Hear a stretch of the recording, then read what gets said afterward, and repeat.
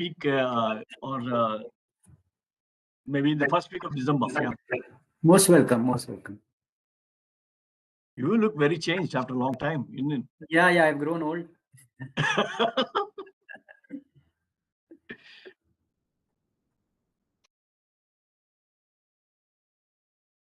I think I can see Abhishek is also here. Dr. Bhatt from Arunachal is there.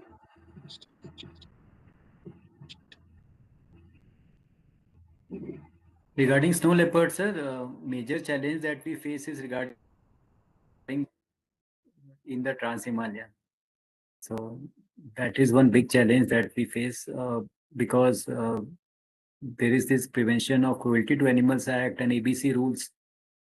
They actually prevent us from taking very strict action against the dogs, and capturing these free-ranging dogs is very difficult. They are almost wild. So, but in case of Ladakh, like I had here that they have, or as the animal husbandry department, they're capturing dogs and neutering them and leaving them back. Yeah, sir, my difficulty is with that leaving them back, because these when you leave them back, they are stronger and they are vaccinated, so the threat remains in the landscape. Yeah, but And this sir, has to be done in a very what do you call phased manner, right? We need to first yeah, catch them so that the population has to be controlled, and then yeah. slowly think of. Good morning, Rishi. Hello, Rishi. Good morning. Yeah. Sir, what happens now, sir, when we do these neutering programs, it is difficult to capture 70-80% of them.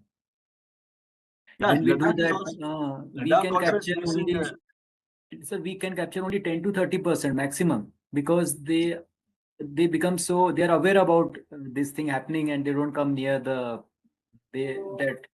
you can say, sir, they are quite smart now, the dogs. Correct. In Ladakh also they have the same problem. If there are 50 dogs, they are able to catch only maybe 15 or 20. Yeah, So they are doing like that. But we have to do 2 or 3 things. One is manage the garbage inaccessibility for these animals in the border areas with the talking to security people, ITBP, Army, and BRO. that is something we are doing, sir, now. Yeah, that's one thing. Second thing is that slowly neutering, and also, as you rightly said, leaving them back in the same area is going to be a little tricky situation.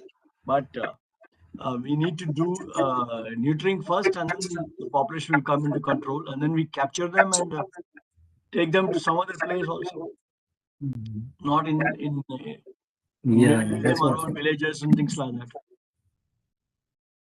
There's going to be a problem because even if you have reduce the food availability now, they'll start attacking people or livestock also. A big threat. They have become like the major carnivores now in our Trans-Himalaya. Correct. That's They true. have replaced Everywhere, other. everywhere. In Himachal, Uttarakhand, and Ladakh, they're all major problem. Sir, if the ministry allows us to kill the dogs, nothing like it, sir, because that is where the problem lies. Because when people hunt wildlife, there are such stringent laws. So when these feral dogs are killing wildlife, we are almost helpless because of the legal position that we are in. And compared to wildlife activists, the animal activists are much more stronger. They capture more of the space in media, etc. So we will lose the narrative also, sir, in the public domain when the argument happens. There are some cases going on, sir, in the Supreme Court. So let's hope, sir, there is some respite for us. Because there are a lot of companies, even in Kerala, Southern India, many places, it's becoming a threat to human life, first of all. So Yeah. I think the government, I think the honorable courts also will take note of this, and we'll have to do something. Sir, from our side, we are trying to collect evidence of how these dogs are impacting wildlife. So we want to strengthen our case. There is one paper now, a report, which they have compiled all the impacts of dogs. Yeah, You saw that, right? Yeah.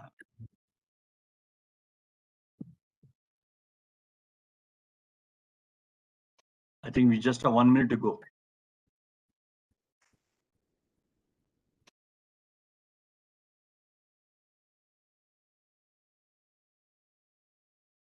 Krishna Kumar, I don't think we have met before. Yes, but I know that you have taken upon the responsibility Yes. important recently. I'm the National Project Officer, sir. I'm based in Ministry of Environment, Forest and Climate Change in Delhi. I'm in part of the NPMU, sir. So you coordinate the whole Secure Himalaya project for all the states? Yeah, with other NPMU members, of course, sir. I'm based in the Wildlife Division in the ministry, sir. Oh, okay. Sir, permission of Joint Director Rishi Sharma. May I begin the proceedings, sir? Sure. Okay, so on this day, I would like to welcome all the participants who have joined us on the WebEx link and also those who are joining us on the YouTube channel of the ministry. YouTube के माध्यम से हम बाकी लोगों से भी जुड़ना चाह रहे हैं जो इस प्रोग्राम को देख सकेंगे उनका भी मैं स्वागत करना चाहूँगा. But first, I would like to welcome all the speakers who have very kindly consented to speak on this occasion. I'd like to welcome team from Himachal Pradesh, Shri Anil Thakurji, then Office of APCC of Wildlife Uttarakhand, then Dr. Kumar MK. I see Dr. Bhatt from Arunachal, Satya Kumarji, of course, then Girisha sir from Joint Director of Wildlife and Crime Control Bureau, Jishu, Manoj Thakur, my colleagues in the ministry, Rajarshi, and of course, Shashi Kumarji. I'm sure many others will be joining us soon, but without much ado, let's begin the proceedings of the day. It's a webinar, but I'm sure through the medium of YouTube, we'll be reaching out to many others. And I'd like to invite Dr. Sunil Sharma, Joint Director of Wildlife, who's spearheading the Project Snow Leopard and Secure Himalaya from Ministry. Sir, please deliver your opening remarks. Thank you so much. Thank you, Krishna ji. First of all, I convey my greetings on the International Snow Leopard Day, sir, and I welcome you all who are connected, senior forest officers from the states, Dr. Satya Kumar from WI, our representative from WWF India, and all those who are part of ministry and a part of the Secure Himalaya projects, all the SPMUs and NPMU, part of MPMU, who are connected via WebEx and through YouTube link also. So indeed, it's my privilege to be a part of it. Although it's a festive season, but all are connected who have taken a time. And it's our commitment which we made during the state declaration for snow leopard conservation. So being snow leopard is the apex predator of the high altitude Himalayan ecosystems and is considered as a flagship species of the conservation of Himalayas, and with the Himalayas, which are stretching across from northern to northeastern region of India, and which is shapes to our Indian climate, major source of rivers, and have made the subcontinent inhabited to millions of people. So it's our commitment to conservation of the snow leopard and associated species. Since the ministry is also part of it and spearheading the Project Snow Leopard, so it's commitment. And even our national legislation, that is the Wildlife Protection Act, provides the highest protection to the snow leopard. And this with the ever growing problem of human population, increasing human population, and change in land pattern use, increasing tourism, and the ever been competition that is being faced by the wild herbivores, which are main prey for the snow leopard. So threat is there, and because of the climate change, also the snow leopard habitat is getting disturbed. So ministry has also taken initiatives in this, and now our approach has also changed. Though we have a huge protected area network that constitutes 5.26% of the geographical area, and it also encompasses around 36,000 square kilometers of protected area where the snow leopard is generally found. And so in India, a snow leopard is found in the fourth state, that is Himachal Pradesh, Uttarakhand, Sikkim, Arunachal Pradesh, and union territories of Jammu Kashmir and Ladakh. But since 2009, since when ministry launched its Project Snow Leopard, ministry is supporting the states under the centrally sponsored scheme of development of wildlife habitat.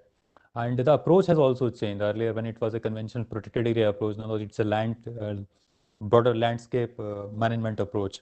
So it's not just for the protected area, but all the parts where snow leopard is found. So an integrated approach is being adopted with the participation of communities, because snow leopard is also found in those habitats uh, where there is an increased pastoral pressure also. So ministry has also engaged and devised a project in such a manner that this community is also being a part of this. They are also involved in conservation. And apart that, ministry has also a part of Jeff's 7 cycle project, that is a Sacred Himalaya project, which all our fellow states who are part of it are well aware of. And a very good work has also been done in improving management of the high range uh, pastures so that the habitat get improved and there is the competition get reduced. And also good action also been taken in other states like Sikkim also, when this neutering problem of the dogs, which are also giving threats to snow leopard in terms of disease transmission and also for killing the wild prey is being taken. And approach has also been adopted where pressure on this landscape is being reduced by providing the alternate livelihood.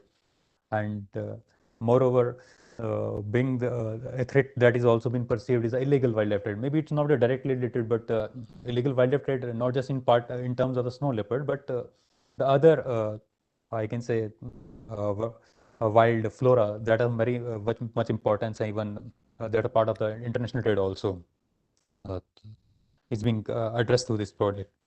So apart that, India is a member to the GSLIP also, and which is that Global Snow Leopard and Ecosystem Protection Program since 2013. And India also organized a first meeting when a national protocol on a snow leopard population assessment was launched. So, and it's also being ministry supporting with the technical partners like NCF, WWF, who's also helping the states. And very soon we'll be in a position that when we have a official figures for SPY, although the work has been completed in Himachal also. And today we also got to know that appreciable progress has been made in other states, and even Uttarakhand has some figures that may be officially communicated apart that. So being a part of snow leopard conservation, I uh, uh, I congratulate all of us who are a part of this, who are working in front and behind uh, not being a part of government. I was also in NGO sector, the community participation, and ministry when it launched the snow leopard also not just consider the forest department as a stakeholder, but other departments also being made a stakeholder in the national projects steering committee of the snow leopard, that is the Ministry of Defense and other paramilitary forces and so to uh, uh, give ample importance to this conservation program, we also solicit the support of the other line ministry. Likewise, I heard earlier Tambe sir was speaking that we also solicit support of the animal husbandry department. So it's a multi-stakeholder approach that we need to adopt it, and we are also appreciate the effort that WI had took with other technical partners and states who are taking efforts to finalizing this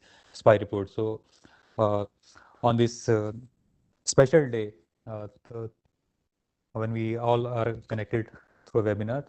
So I congratulate once again the effort that has been taken in the past, and also resolve that how best we can go forward further in protecting this elusive species who are indicator of the a very important landscape that Trans-Himalayan that shows the ecological health of the Himalayan system. So not taking much time, uh, I welcome all the participants and also who will deliver a speech on the important topic like SPY, also show the best practices which are being undertaken in Secure Himalaya projects, uh, community participation, and also our joint director WCCB also joined, who will also address the important threat that are being faced in snow leopard habitat. So without taking much time, I welcome you all once again and close my talk. Greetings once again. Thank you. Okay, so as Dr. Sunil Sharma has already outlined the kind of agenda that we're going to deal with today. So this is the first speaker is Dr. S. Satyakumar, who will be talking about the SPAI, the overview and its progress as of now. So Dr. Satyakumar, please deliver the talk, sir. Thank you. Could you please confirm you can see the screen? Yes, I can see, sir. Okay.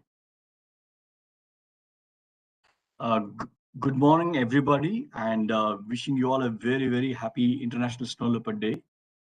It's my privilege to make a short update on the snow leopard population assessment in India process that we have started in 2019. As mentioned by our JD Wildlife, that this has become an effort that's being made by all the range states and partners, and we are trying our level best to get the population of snow leopard estimated. And I think very, very soon we'll have figures from all the states and union territories of India.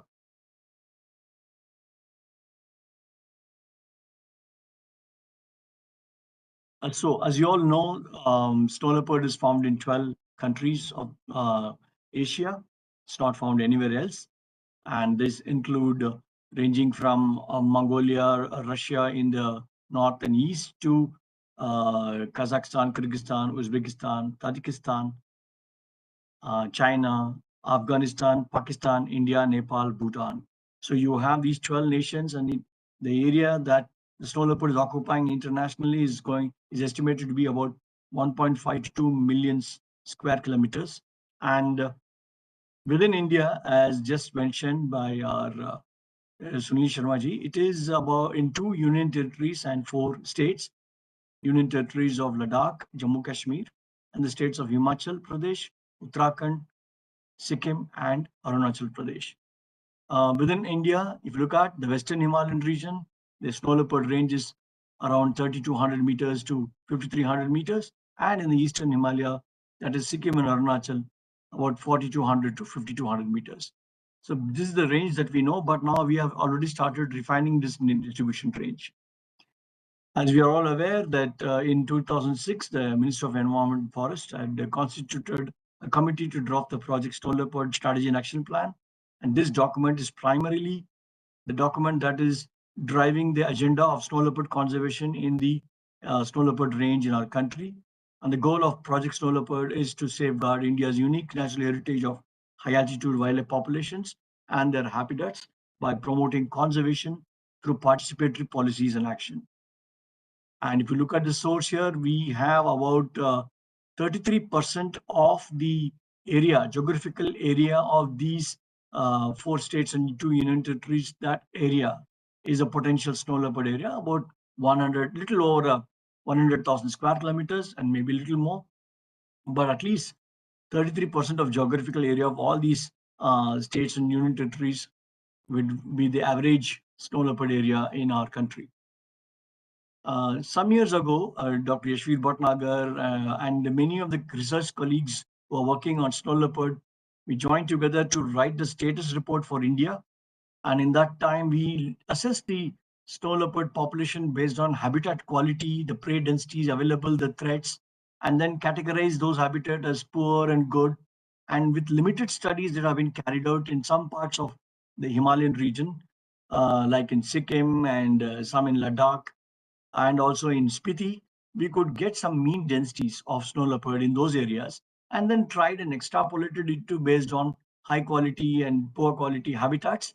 And then we estimated something around 516 snow leopards to be present in India, with Jammu and Kashmir and Ladakh together taking around maximum of 285 animals, Himachal Pradesh about 90, Uttarakhand 86, Sikkim about 13, and Arunachal about 42.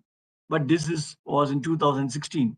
Today, after 6 years from now, I think we have figures from 2 states, and we are likely to get the figures from other 2-3 states in the next maybe a week or so. Catering to the Global Snow Leopard Ecosystem Protection Program and the National Snow Leopard Ecosystem Protection Program, we have a commitment to both national and global targets.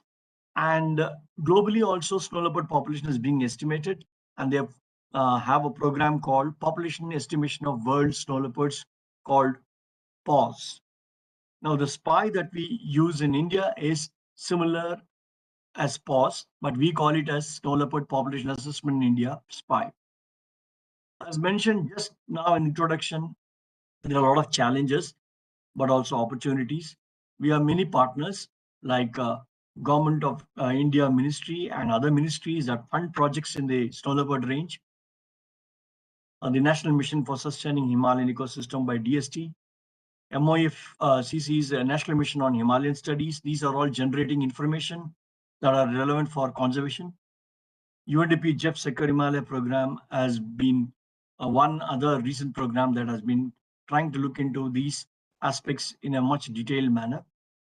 And for development of SPY, we had national consultations and the protocol was developed, reviewed, and the SPY was launched on October 2019 in Delhi when we had the International Snow Leopard Day. So this is a document I think most of you are familiar with. So basically SPY is two-step process. So the step one involves gathering information on snow leopard and habitat covariates and understanding its occupancy based on science surveys with in the grids that we are looking at, and the questionnaire surveys with local people, ITBP, army personnel, also with people who go with livestock herders and other people who are very well known to those areas, and also and get an estimate of threats. So using the occupancy framework, we have now almost have an idea, very good idea about which are the areas where snow leopards are present and what levels of prey abundance and threats are there. And these areas have been stratified as low, medium, and high. For example, these surveys are intensively done in the grids by 15 kilometer grids, and then scats, snow leopard signs, spray areas, and talking to people and gathering information. For example, in case of Himachal, this is a 15 by 15 kilometer grid, and the estimates were occupancy surveys were carried out, questionnaire surveys were carried out, and this led to the getting of the strata of high, low, and unknown areas, so that the step two could be planned. In step two, it's an intensive one where the step one information, we do a double sampling approach, wherein some of the grids of low, medium, and high are intensively surveyed by wildlife personnel and researchers to understand snow leopard populations, for which camera trapping is used. And these areas are about 500 to about 1,000 square kilometer intensive areas where low, medium, or high grids that are classified, we have chosen them, and camera traps were deployed, and snow leopard captures were taken, and it was usually for a 45 to 60-day period that these have been kept open. And for this purpose, a lot of training, capacity building workshops, and procurement of equipment by all the range states and union territories, field surveys and data analysis has been carried out. So it was an enormous exercise that have been taken place in India's remotest and very tough terrains of this country. So we need to compliment all the frontline staff of the snow leopard range states and union territories for having made this mammoth effort. So, for example, in this case, I am showing you one area of, say, the Upper Bhagirathi landscape, which includes the Uttarakashi Forest Division and the Gangotri National Park. So the grids by 15 by 15, in which the low, medium, high areas are unknown, and then we have the camera traps deployed to get images of snow leopard. And also scats are collected in these areas for genetic analysis later on. So we also get data on prey population, anthropogenic pressure, and threats, like, for example, the feral dogs or dogs roaming around in the area, and livestock grazing impacts and so on. For prey estimation, we use a double observer method, in which we have two parties surveying the same area at a gap of about half an hour or 45 minutes, and that gives one estimate of prey in the areas. Another method that we have now started recently is using camera traps as point counts. So cameras are placed in the grids, and the area in front of the camera is calibrated based on the distances that to the camera, so that whenever you get animal captures in front of the camera, you can now estimate the area as well as the distance of the animal from the camera. And this is used in estimating the prey population. And we have tested this in Uttarakhand, and it has found to be working very well for blue sheep and musk deer and other prey. So this is being now tried in along with the double observer. If you look at the overall flow chart, Step one involved interviews, primary surveys, and literature survey that gives us an idea about snow leopard occupancy, like you can see here. So that gives us a distribution map and also a threat map. And based on the occupancy results of step one, we have a stratification surface. And based on Halton's iterative partitioning, we have now areas for selection for camera trapping. In the areas, we also do double observer surveys and camera trap based point counts for prey population analysis to get ungulate densities. With the help of camera traps, we are doing the capture recapture analysis. That is called spatial capture recapture methods, where images are sorted, tagged, individuals are identified. After the SCCR analysis, we get snow leopard density and maps. With the scat samples, we'll do genetic analysis and then identify individuals and also do a SCCR analysis to get snow leopard density. All this would help to understand the local abundance, regional abundance, national abundance, and the global abundance of the species. In fact, SPY program will be a part of the overall global program called the PAWS. As I mentioned earlier, the governments of the states and union territories of the snow leopard range in India, and the entire program is being coordinated by the Ministry of Environment, Forest and Climate Change. And we have three main partners who are involved in the SPY process. One is the Wildlife Ministry of India, which is doing the national coordination and the coordination in two states. Nature Conservation Foundation is doing the coordination and I would say hand holding in two states. One is Jammu and Kashmir and Himachal. WWF is doing the coordination and hand holding in Sikkim and Arunachal Pradesh. And so WI is now trying to collect all the information from the states, and then the reports will be submitted to the ministry. All the state governments are now giving information for the report. So now I'll go one by one. Jammu and Kashmir, they have over 38,000 square kilometers of potential snow leopard habitat. They have been doing extensive surveys. Occupant step one is completed. Step two is nearly complete. Some more areas are left. I think they are doing a large network of camera traps installed, and for some areas already we have snow leopard density estimates. For example, Hemis and parts of Changtang, but Karakoram and Kargil district also there are there's work going on, and we'll soon get to know the status of snow leopards in Ladakh, which is one of the union territories in India which has got a large population of snow leopards. Jammu and Kashmir, this is again a coordinated effort led by NCF and the Forest Department. There are many partners, local universities, conservation NGOs are all working. You can see step one and step two is being done simultaneously to save time so that we get the results as quickly as possible. And you can see much of the snow leopard range is just adjoining Ladakh and towards Himachal Pradesh and a little bit on the southern side of the valley. They have covered, it's about 12,000 square kilometers of area, and again, a very difficult terrain in most of the areas. Information is not available. So currently in step two, about 3,300 square kilometers are being covered. 90 grids are covered as part of out of occupancy and camera trapping and pilot surveys. So far, 6,400 camera trap nights efforts have been put in, but as of now, they don't have any captures. They are planning another renewed effort from this month, and will roll over till winter and early spring of next year. So GNK will get a little more time to get information, although there are many partners now joining NCF to help this work done. Himachal was the first state in the snow leopard range state to give an estimate. So NCF and the Himachal Pradesh government announced the snow leopard population estimates for the state about 1 year ago. They have estimated about 51 individuals for the snow leopard range in the state. So we have the figures for the state. In Uttarakhand, both step one and step two have been completed. Potential area is about 12,800 square kilometers. Intensive areas of low, medium, high have been sampled for uh, camera trapping and prey population estimation. About 382 cameras trap sites and about 27,000 trap nights. Both the steps have been completed. Analysis also almost over, and we are waiting for the result to be announced anytime by the state of Uttarakhand. So this is also completed. Sikkim, we have over 3,000 square kilometers of potential area, and WWF is nearly completed both exercises, step 1 and 2, and the analysis is also nearly complete, and we should be getting the figures announced by the government of Sikkim and WWF very quickly, maybe the next week or early in the first week of November.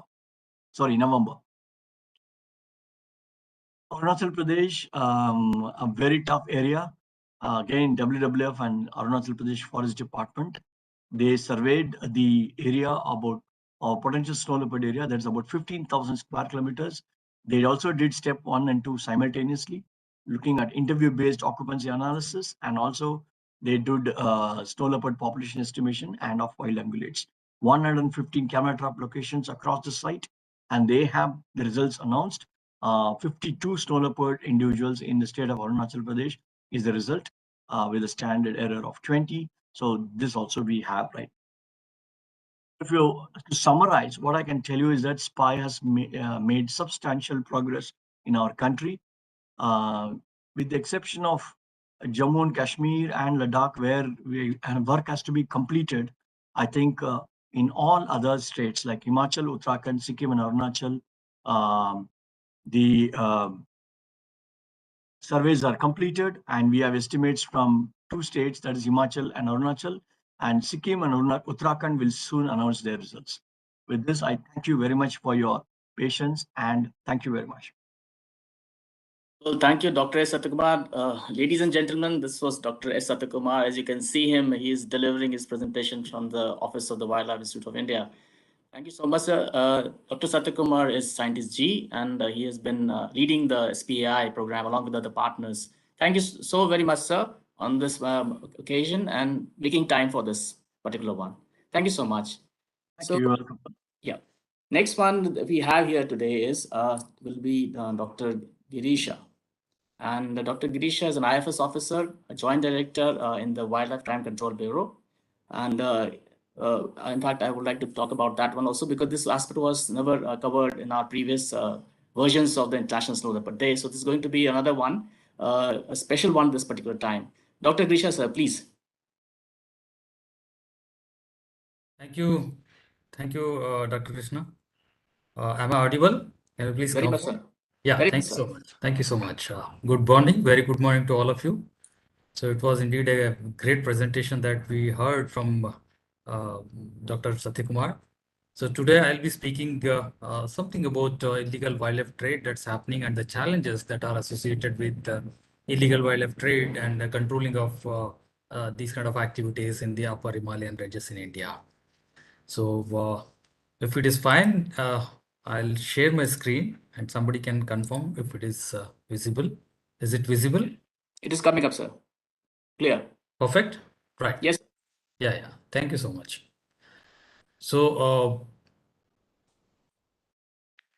illegal wildlife trade itself is a very big challenge. It's a global challenge, as we are all very well aware. But the snow leopard habitat makes it still tougher by virtue of its location, by virtue of the tough terrain, which the enforcement agencies has to deal with.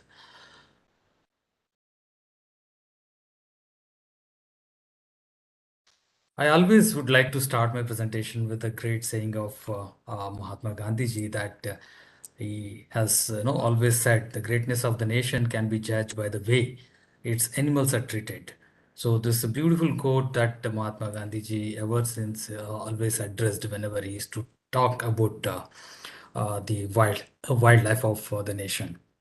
So this is the ministry's logo, which also I put forth whenever I speak about wildlife and wildlife crime. This says Prakriti Rakshiti Rakshita. The nature protects if she is protected, and this is the only logo that I have found so far which doesn't has any name of the ministry. Otherwise, logos generally carry the name of ministry or the organization or an institute so that they belong to. So India has been bestowed with rich biodiversity, seventh largest country in the world, but having only 2.4% of the world land area, and blessed with 78% of the recorded species on peninsular India. So we have one of the 17 mega diverse countries and four global biodiversity heights, hotspots, and it's very much evidence that there is a greater responsibility upon the conservationists in India uh, as compared to the rest of the world.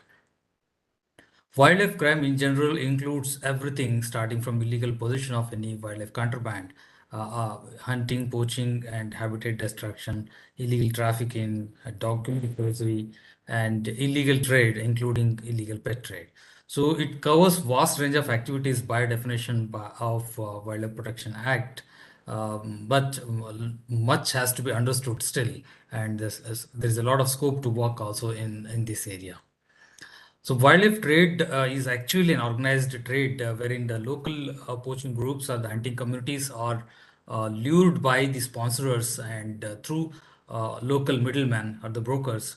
And a few of the community members who are sharp enough are identified as the carriers who are generally caught by the law enforcement agencies. So they are in turn touch with the national and international dealers. So and they use all sort of uh, the communication systems, like it could be post or courier, air cargo, or ship cargo, including human carriers. Like the many of the seizures have been taken place in the hand baggages of the packs. So this is just to give an indication about how significant this illegal wildlife trade is. So there is an agency called IPBES, International Agency, which takes up the international research studies and comes out with the reports which speaks volumes about the trade that is happening in wildlife. See, in the international legal wildlife trade, it says that it has been increased by 500% since 2005, but it has been increased by 2000% since 1980s. So in last 40 years, the volume of trade in terms of money has been increased by 2000%. So if you look into the global illegal wildlife trade in wildlife, it is worth around $23 billion per year, which is estimated to be almost one-fourth of the total volume of the legal trade in wildlife. So, in continuation of that, the report says in United States alone, the volume of the wildlife articles that are consumed, the products of wildlife consumed, has been increased from 7,000 shipments in 15 years ago to 13,000 shipments per month. It is only the per month. So is the volume of the wildlife articles being consumed all over the world, and it is just one country. So it is a global concern because of as I said, the volume of money that is involved, that is actually encouraging people to get into these kind of illegal activities.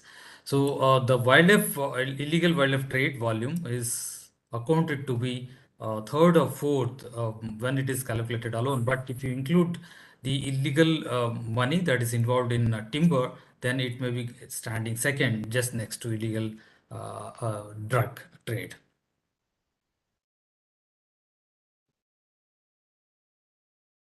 Right. But here we have to understand that the species are coming into India, but they're going out of India also, and they are being circulated within India as well. So here, illegal wildlife trade in the wildlife articles, and nowadays what you have seen in the pet trade, illegal pet trade also. So it has been increased a lot, and a lot of rare species. Now the demand is for the rare species like snow leopard and the species that are not normally found to see in the nature. So here we can understand that in one of the report it has been found that the illegal wildlife trade, of course, is expanding rapidly, but most of this is pet trade, the illegal pet trade, and this is mostly going to the Southeast Asian countries and coming from the eastern border of India into India. And most of the wildlife articles, including the uh, plant species, are illegally exported out of India. So India has been now identified as a transit country as well, and most of the trafficking is happening through the neighboring countries like Nepal, Bangladesh, Bhutan, Myanmar, and Sri Lanka.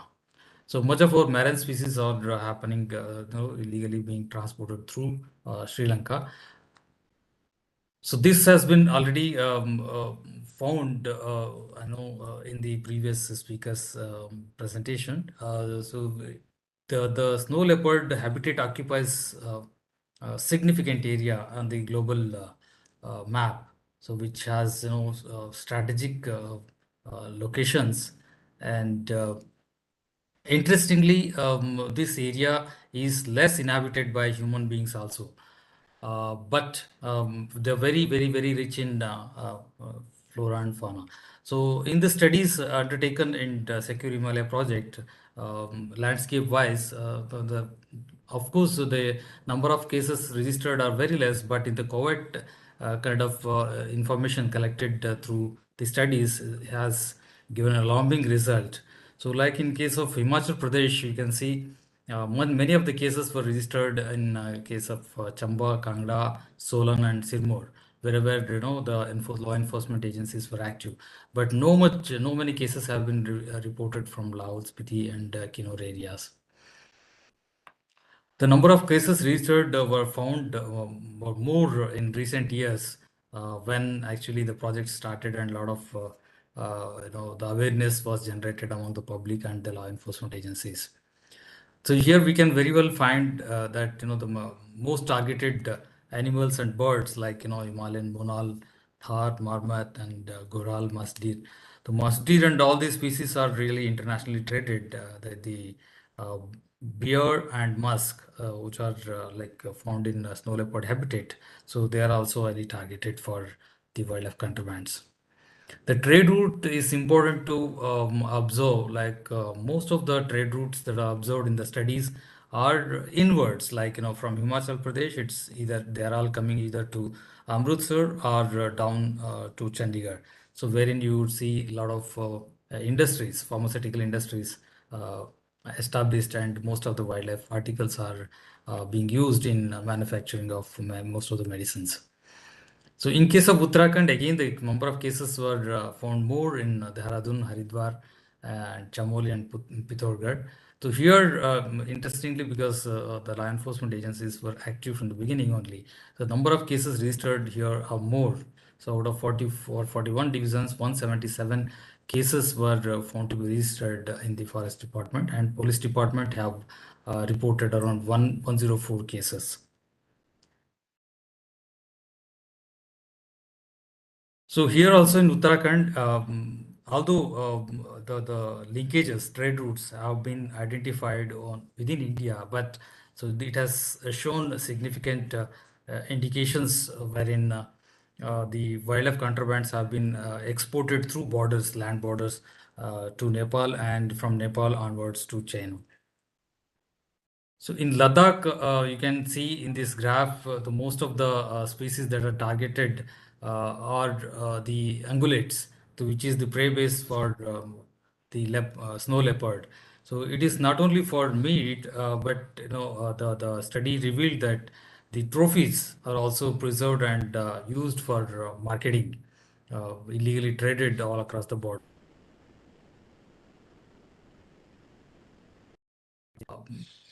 In case of Ladakh, the trade route have shown interesting results. Like it is crisscross. From Ladakh it is connected to Srinagar, and from Srinagar and Ladakh it is connected to Himachal Pradesh, and both of them are connected to the Amritsar market and onwards to Nepal through Darchula. So here. Most of the incidents that are happening all through the borders in the habitat itself are not very much reported, through only the inland transitions and safe border transitions transactions have been reported.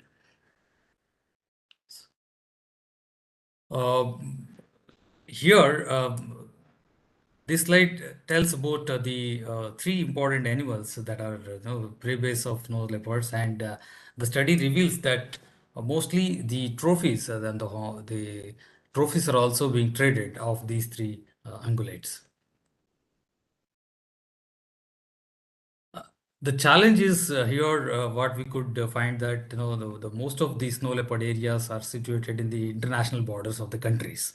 So wherein they're politically sensitive and they which are complicating the transboundary conservation initiatives. Of course, in recent time, many of the efforts are being taken up to have harmonized conservation strategies, wherein landscape approach is being followed up, and the countries are coming together for conservation of these flagship species. So these are the areas wherein more than 50 the wars have been taken up in the last 50 years. So here not only habitat destruction has been taken up, but the most of the species are being consumed for meat purposes. And another challenge is that, in most of the areas in India, snow leopard areas are being occupied by the national security forces, wherein the access for the wildlife authorities and the forest authorities is very, very less. So, which is making difficulty in not only population estimation, but also like collating information about the illegal trade happening in those areas all across. The climate change is another challenge before all of us, not only reducing the snow leopard habitat, but also opening up new routes, like the snow belted route areas are becoming easy access for the pedestrians who cross borders through these areas, and they are also facilitating illegal trade in wildlife articles. So this is one interesting thing that I compiled, wherein the lot of citizen charter applications are in use already in Himalayan landscape. So this I keep advocating all Himalayan states to at least make use of these. They're because no need of spending any money; they're already existing, and we can make use of these. A lot of information is available in these applications, and thousands of users are using them, and are being managed by, there is no maintenance cost also. So these kind of citizen science projects can also be taken up to gather information about the illegal wildlife trade that's happening in these regions. So that is all just I wanted to share today. So thank you very much. Thank you so much, sir. And also for sticking to the timeline that we have today, 15 minutes each. And I'm glad that we are sticking very much to the time. So next we have Dr. Rishi Sharma. He's with WWF India and he leads the snow leopard conservation program over there. And Dr. Rishi has been associated with the program, with the Secure Himalaya WWF in particular, and he was there last year also.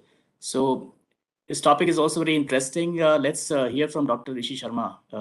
Rishi Sharma, please. Thank you, Krishna. I'll just share my slides.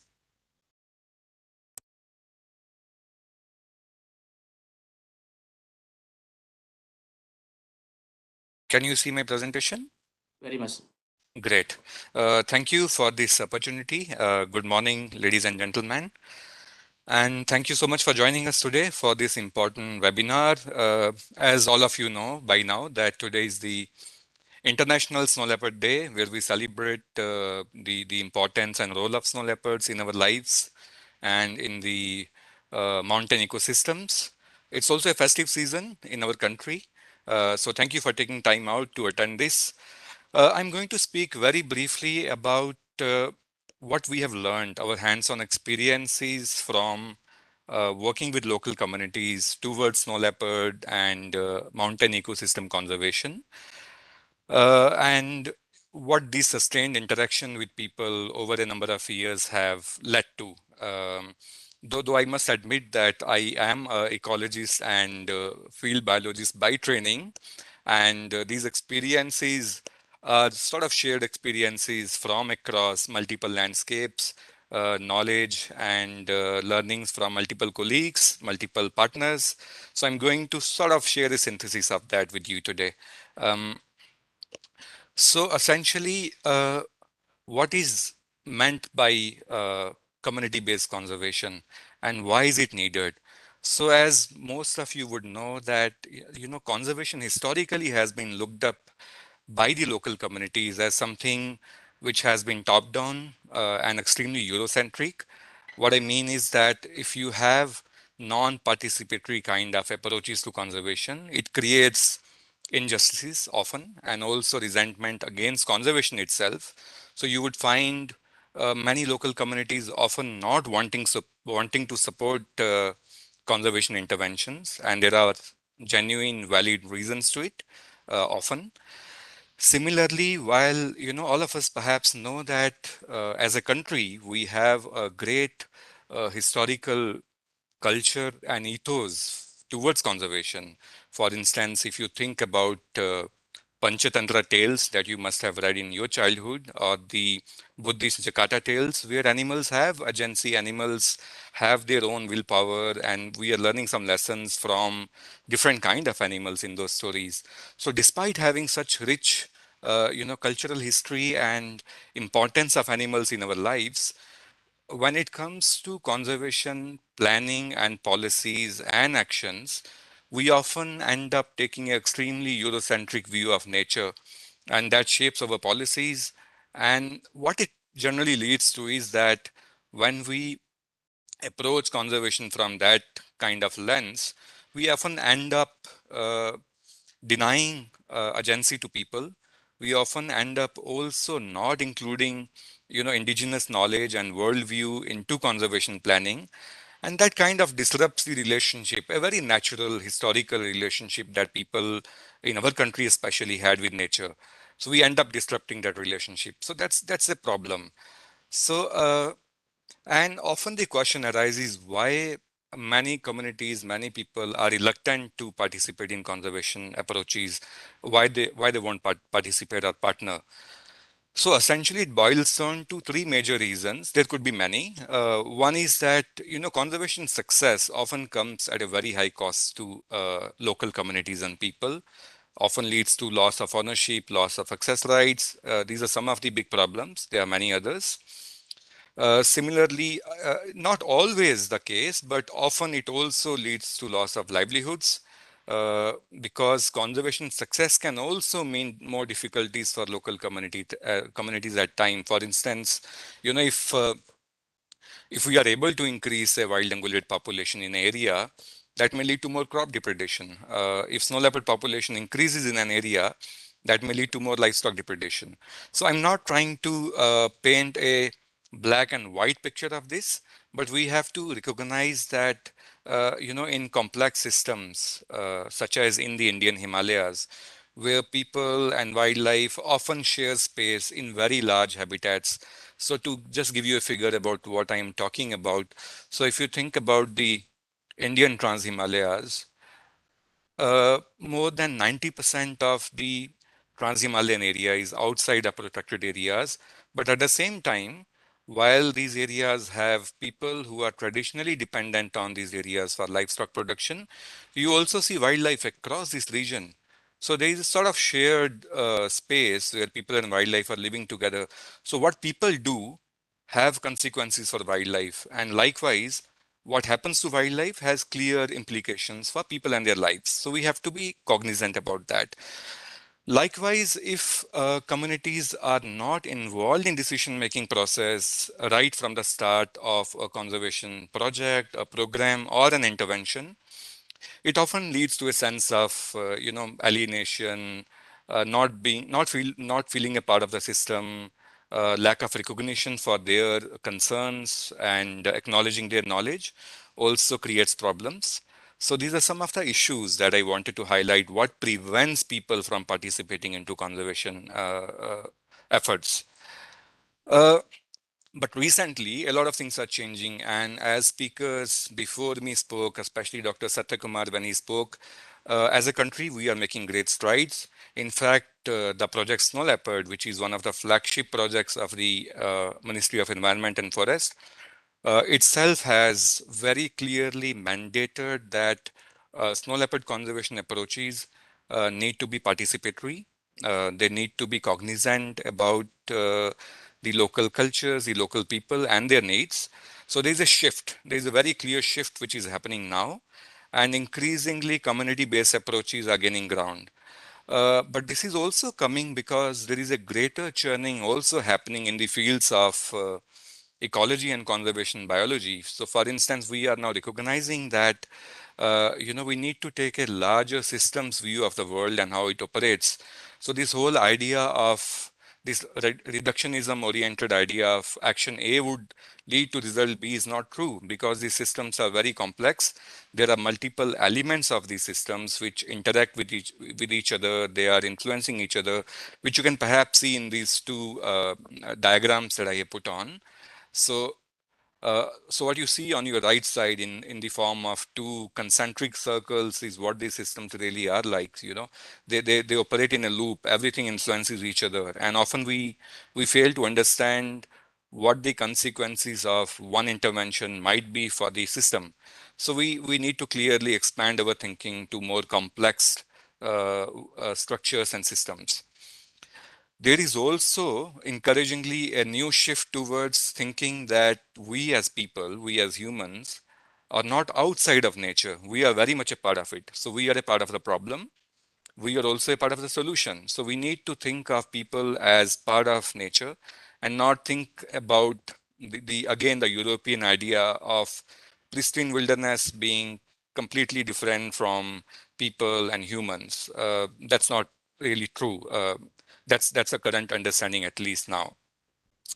And there is also a clear shift from an expert-based approach to conservation, where people like me would give opinions about what should be done for snow leopard conservation or for tiger conservation, to a more participatory approach of conservation and management, where we also now recognize that expert knowledge often may not be enough.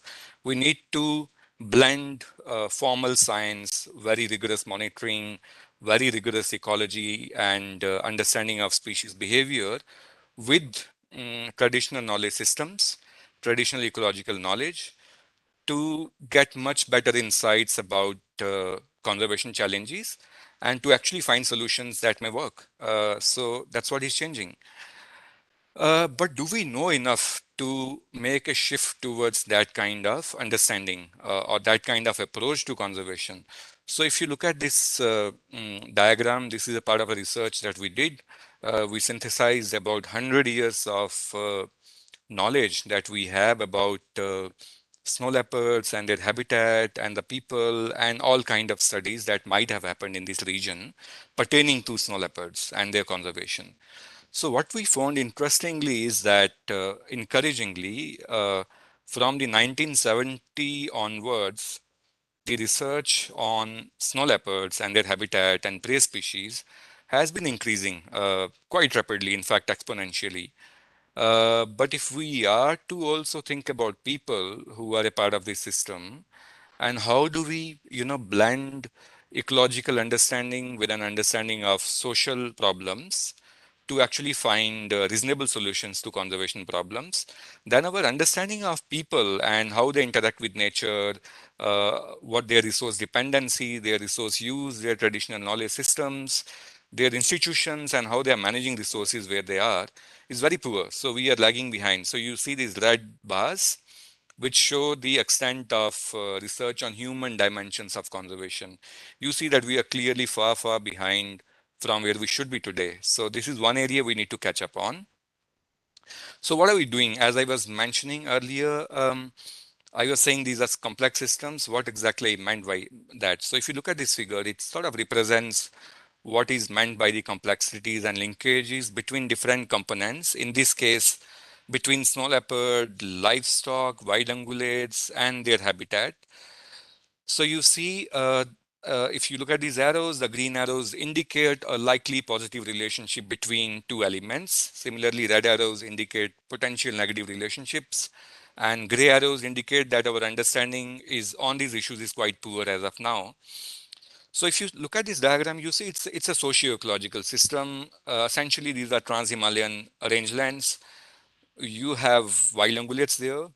Speakers before me spoke about poaching happening, about the importance of wild ungulates for snow leopards and their survival. Blue sheep, Argali, and many other species across the Indian Himalayas. But you also have livestock in many of these systems, and people are primarily dependent on livestock for their livelihood. So what do we need to do? We obviously need to ensure that for snow leopard conservation to succeed, the bedrock of it, which is the high altitude alpine rangelands, they need to be healthy. If rangeland systems are healthy, we can expect those healthy rangeland systems to have a positive impact on the wild ungulate species, which in turn would have a positive impact on snow leopards. Likewise, healthy rangeland should be able to sustain a decent amount of livestock for people to continue having their livelihood source. And people, if we can do something which can, orient people towards more pro-conservation behaviors, that will be a win-win. So that's the kind of challenges that lie ahead of us, and this is the system we are dealing with. So we have to look at all the elements and think clearly, what are we doing today and what intervention is going to affect what part of the system in which way. So that's clearly an understanding that we need to develop and look after. Uh, to give you some examples about what I am trying to talk about, for instance, there's a lot of emphasis in conservation now, especially on snow leopards, to reduce livestock loss to snow leopards. Now we know that it's a well-meaning intervention. If you reduce livestock loss to snow leopards, it's going to likely increase people's positive perception about wildlife and snow leopards. But will it also lead to higher density or population of snow leopards? I don't think so. Not necessarily. So while it may help people be a little more positive about snow leopards, it may not necessarily help snow leopard conservation in the long run. So that's a kind of challenge that I wanted to highlight here. So what are we trying to do now? So we are obviously trying to look at how we can conserve and manage these high mountain rangelands through participatory policies and actions. So which should lead to either a stable or an increasing population of snow leopards. It should also lead to recovery of population of native wild ungulates. We know that while it's a fact that wildlife occurs all across the Indian Himalayas, it's also true that very large areas are actually devoid of ungulates. There are local extinctions happening. The population density of wildlife is very, very low in some of these areas which are outside of the PAs. So we clearly need to think about a recovery program with the people, with their participation, and ensure that people participate with pro-conservation attitudes. They help us achieve those goals and targets, while conservation interventions also are able to benefit people, right? So that's what we are trying to do largely. So now I'll come to some of the stories, anecdotes, and experiences that we had over the past 15, 20 years of working with a diverse range of communities across the Indian Himalayas. So as you can perhaps see from the visual itself very clearly, this is no other place but Changthang. So when we talk about Changthang and we work with this community for a couple of years, did some surveys, did some long-term studies. So we kind of figured out that to Changpa's coexistence is a very natural disposition. So if you look at the issue of human-wildlife conflict, the tolerance is a concept which is used very frequently in human wildlife conflict literature. Even when we talk to each other as conservationists, we talk about, how can we enhance people's tolerance towards carnivores. So what we realize is that, as a concept, tolerance is actually quite alien to our communities. They don't understand tolerance. What they understand is acceptance and coexistence and living together.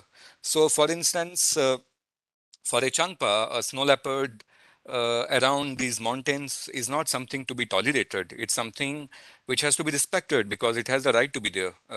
It's dependent on the same place. It needs to take care of itself. So the species has the right to be around. So that's the kind of insights you get when you talk to our Himalayan communities across this region. So for instance, one of the questions that we ask people is, uh, because you face a lot of conflict with wildlife, snow leopards are killing your livestock, perhaps Kiang is grazing a lot of pastures and your livestock is getting less. So do you think it's a good idea to make sure that wildlife remains inside protected areas? So one of the Changpas remarked that, we as people, so it's a nomadic community, as all of you perhaps know. So the remark was, we move around where we want to and need to. Animals are free spirits, and restricting them to one particular place is not the right thing to do. So that's the kind of insights and ideas that you get from people. Likewise, from our experience in Sikkim, we saw that there is a community who are ex-herders, So the forest and the wildlife department in Sikkim, they work with these people, gave them a sort of honorary status of being mountain guardians. They continue to participate in conservation actions, though there is a lack of formal institutional support even today for these people. But that has not diminished their sort of role and confidence and their zeal to work for wildlife conservation. So one of those people that you can see in this image, he says that, if we protect Kanchanjanga, there will be prosperity and harmony all around us. So what I'm trying to sort of bring home the message is that by and large, conservation ethos are very much a part of our culture, and we only need to tap into those often when it comes to having communities participate in snow leopard conservation. Likewise, if you look at an anecdote from Arunachal, so one of the ex-hunters, he says that, elephants are Amazomo, which is the mother animal. So they are the mother of the land, and we don't hunt them. We have to respect them. So in fact, we did a very long, sorry, not very long. We did a very sort of wide spread study across the state of Arunachal to look at what perceptions and attitudes people have towards conservation. Important more so because Arunachal often is looked up as a region where hunting is prevalent and poaching is happening, which is true to a large extent. But we also found that there are very strong traditional belief systems which actually have a very important role in conserving biodiversity in that region. So we wrote a paper about that. So I can share that if people are interested to read more about this. And as earlier Dr. Satyakumar was mentioning about the Rishi Sharma, may I just intervene here? Sure, sure. I'm sure you're in the middle of completing a presentation and you're delivering an important aspect of the presentation that you're making. Can you make it short, please? Because no, we are running 2 out more of time. minutes. Actually, yeah, please do. I'm almost there. Yeah, thanks. Yeah, thanks. So if you look at the state of Arunachal, this is one of the most difficult snow leopard habitats to survey. But with the help of the Arunachal Forest and Wildlife Department, who were extremely enthusiastic to lead this challenging project, in fact, the frontline staff from all the divisions went all up to the high elevation areas and placed camera traps. But at the same time, local people, citizen scientists, local youth, they also participated very enthusiastically. And what we have done today in terms of being able to achieve this in a state like this is incredible. But that's thanks to the local communities who have helped and supported us. So I'll rush through this. So what we have learned is that we have to treat communities as our allies and partners and not as beneficiaries of our projects and programs. It's very important to help them think they are our partners, and they are actually. Similarly, we need to, when we go to people and talk about conservation, we need to frame our conservation participation in a positive way and say, okay, you guys have been, taking care of this wildlife and the system. So how can we improve it? Instead of saying, oh, human disturbance, livestock grazing is happening, everything is negative. So if you start on a negative note, things go downhill. Similarly, we have to recognize that people are repositories of knowledge, and that knowledge, along with formal science, can actually help leapfrog conservation outcomes. These local people all across the Indian Himalayas, as most of you know in this field, are expert geographers, weathermen, navigators, and they're very warm and gracious hosts. Most of our work happens thanks to them. And once local communities are on board, fully on board, they do have perhaps a highest stake in ensuring that a project succeeds and the outcomes are achieved. People do take pride in their natural surroundings, and that's a huge plus for us. People are willing allies, but we need to acknowledge their views and also respect that. That's very important. And most important of all is participation in decision making is essential. So, and I'm not trying to paint a rosy picture. There will be conflicts. When there are conflicts, we have to engage with people in a respectful, transparent, and with empathy because they have a view and it's coming from something. There's a reason they have that kind of a view. And when we as a conservation organization go and support people, we have to think whether our support is the right kind of support. Is it based on science? Is it scalable? And we need to be present in a space for the long term. Short term, 6 months, 2 months kind of things do not yield community participation for conservation. And conflicts should be resolved through negotiations. And and convergence over what is, of mutual interest to people and us. That's important. So these are some of the lessons we have learned. Thank you so much. I overshot a bit, and thanks for your patience. Well, thank you, Dr. Rishi Sharma. Next we have Dr. Joy Day. He will bring today another dimension of conservation of snow leopard. That's about conservation breeding. Dr. Day is with Padmaja Naidu Himalayan Zoological Park. He's a veterinarian by profession, having over 20 years of experience. He has been working with the Wildlife and Forest Department and with PNSZP, that is Padmaja Naidu Himalayan Zoological Park. He's working for the last 3 years and as an assistant director and veterinary officer. So may I invite Dr. Joy Day to talk about the conservation breeding at PNSZP. Dr. Joy Day, please.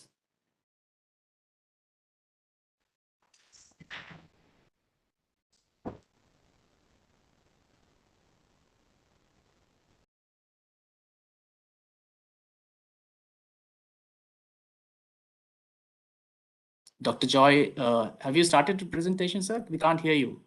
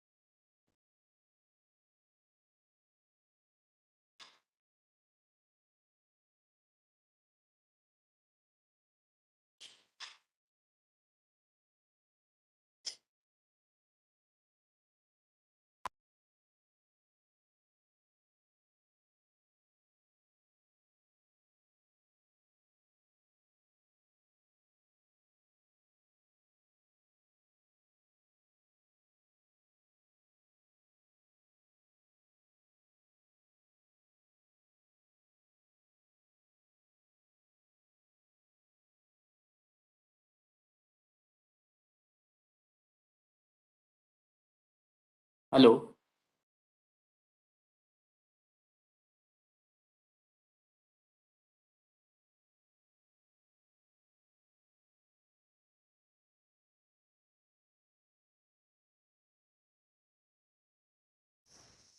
Just give me a moment so that I can say Yeah.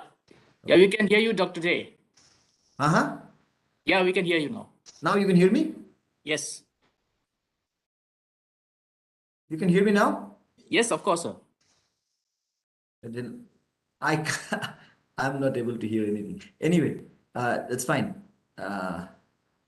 So I would like to thank everyone. That was a very good session that is going on, and it was very a good learning curve. So I'll just come back to my topic. Already we are a bit late, as I can understand. So I'll just share my screen.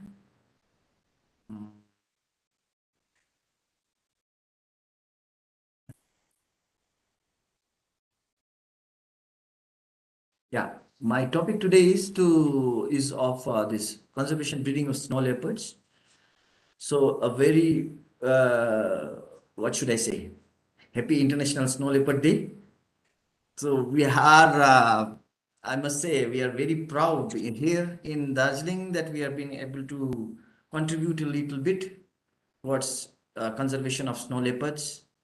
Very beautiful animal, very fertile animal, very shy animal, but they are a bundle of joy to look at, to see them grow, which I have been lucky enough to see them grow, play around, breed, deliver, everything.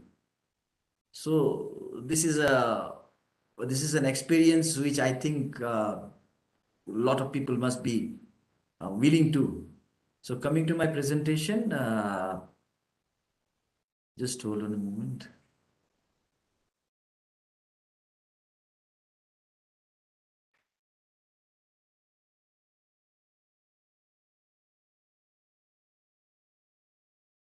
Yeah. So this is like commonly known as snow leopard, globally ounce and mountain ghost that people commonly refer to. This belongs to the genus Panthera. I'm going into bit details because there must be a lot of people over other social media sites. So those people who already know a little bit about it, please bear with me.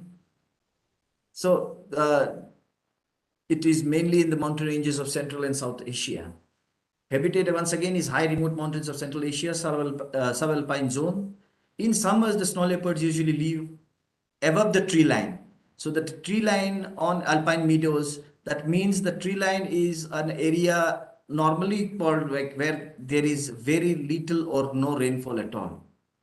And that snow that falls over that area is also very different from what we get in and around this say Manali or Shimla or this part of area. So this is a bit different from that. So there are a lot of the water content on those snow is very less.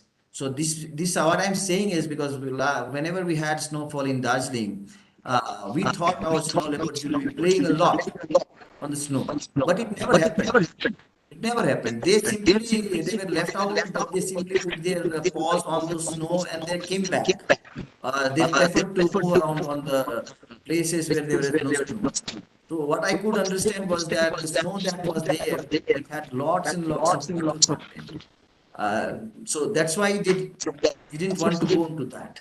So that is one thing. So they come down to one in rocky regions, and in winters it is in standing elevation of 1200 to 2000 meters. Conservation status is endangered as per IUCN WPA Schedule 1 and is cited in Appendix 1.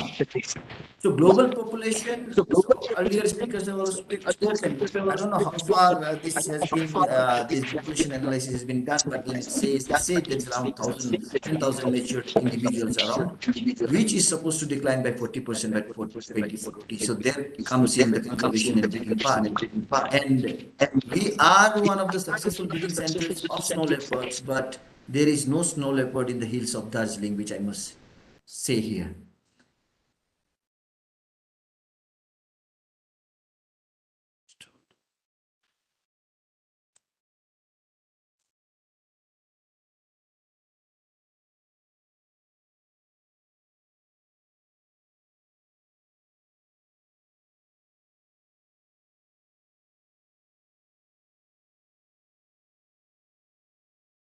So we can see snow leopards in, as you can see in my slide, like Dashigam National Park, Hemis National Park, Great Himalaya National Park, Pin Valley, Gangotri, Nanda Devi, Govind, Kanchanjanga National Park. I don't know how far the sighting has been there in Namdafa. When I grew up in Arunachal Pradesh, so we had heard stories of that. So of the snow leopard found in Arunachal Pradesh. My one of my relative was PCCF out there, so he had told me about this. So I know like this animal did used to be there in this Namdafa area, but I don't know how many of them are there now and what we can do about it. So Project Snow Leopard I want to talk about was launched in 2009 for safeguarding and conserving India's snow leopard population by ensuring their conservation and welfare through participation of local population, just like my earlier speaker spoke about. And it is operational in Jammu and Kashmir, Himachal Pradesh, Uttarakhand, Sikkim, and Arunachal Pradesh. So these states need to put in a lot. Like they need to put in a lot. Like Jammu and Kashmir, just like common leopards are a menace out here in our area. So for them, the Jammu and Kashmir people or Himachal Pradesh, probably these snow leopards are a menace for them. But for some other places, and the population is very, very fragmented. So for other places, probably we can do something about that. The population again goes high in those areas. So there is one GSLP was the first joint initiative that aimed to conserve the endangered snow leopard within the broader context of conserving valuable high mountain ecosystem. In 2013, the 12 snow leopard range countries, okay, so the range countries signed this Bishkek Declaration so that the Kate's range, they can increase by 2020, or they have created a thing like, in short, if you say the Secure 20 by 2020, it seeks to address the high mountain development issues using the conservation of endangered snow leopards. Member countries include India, Nepal, Bhutan, China, Mongolia, Russia, Afghanistan, Pakistan, Kyrgyzstan, Kazakhstan, Tajikistan, and Uzbekistan. And this pause I was also hearing before. I don't want to talk about it much. Just put it in my slide. They are also helping out here, and it aims to produce a robust estimate of the threatened cats population within the next 5 years. And I must add in here, whatever the photographs you are seeing on my slide, please go for them, because those are all photographs are from our own facility. They are not from any internet or anywhere. So the conservation breeding in PNHZP, it started long back, like in 1993, the project started. Apart from ex situ conservation efforts, global captive breeding program is also in place. It has been a part of, Darjeeling Zoo has been a part of this initiative since 1986. And we have come a very, very long way. And we have been able to establish ourselves as a successful breeding center of snow leopards. Those snow leopard doesn't have any nearer habitat to in Darjeeling. But we have been able to, I don't know, probably by God's grace, we have been able to. As per CZA, we are the coordinating zoo for the species, and participating zoo includes Leh, Kufri, Nainital, and Gangtok. So these are my most prolific breeder. She is Zima. She is a beautiful mother. Like I can't tell you like how beautifully she takes care of her cubs, how protective she is, and that fear of if a person goes near, then she will reject her cubs. She will not take care of her. Nothing like that. She is like the grand old mother, Beautiful animal, beautiful lady, I must say. And oh shit.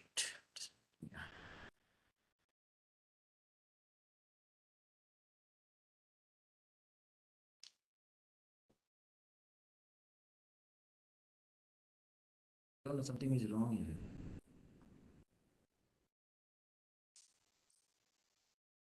They done. The shift now. Just hold on, Mr. Kumar. Shift now.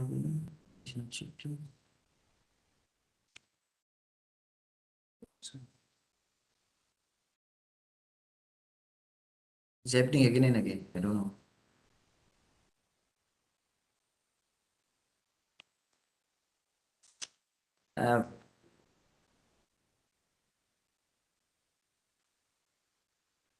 Somewhere something is locked.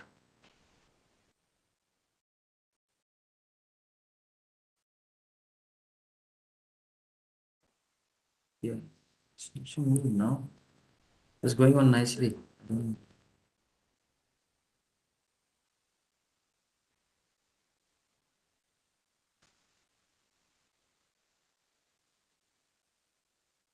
Oh, lagged, pretty lagged. Just very lagged. So we tiptoed into the arena of conservation and breeding of snow leopard. In March 1986, a pair of unrelated snow leopards were brought to Darjeeling from Zurich Zoo. Then in 1989, another pair, Hank and Portia, came to our zoo from US. In May 20, 1989, both the pairs gave birth to 2 female cubs. And this was the first successful breeding of snow leopard in Darjeeling Zoo. Padmaja Zoological Park in 2003, we had 18 snow leopards, and at that moment it was the largest captive population in a single zoo in the world. And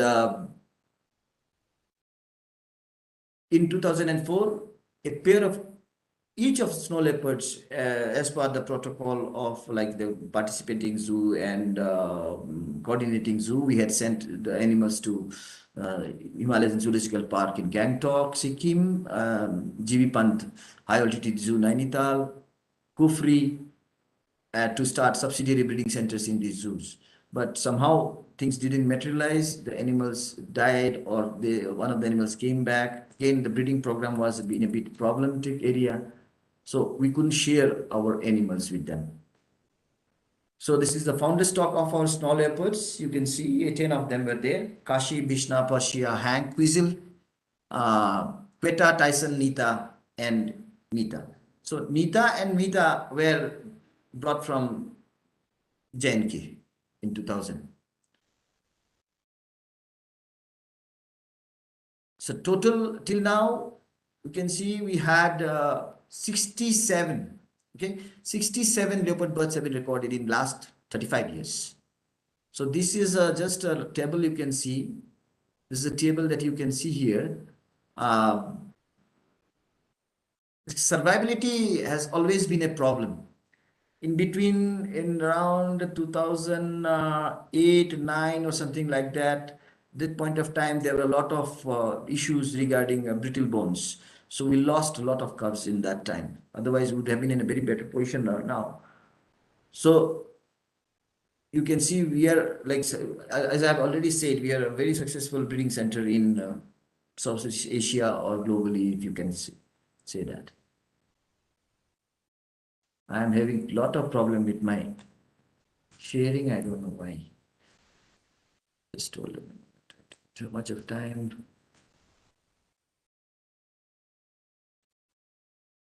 What is that? Vedant.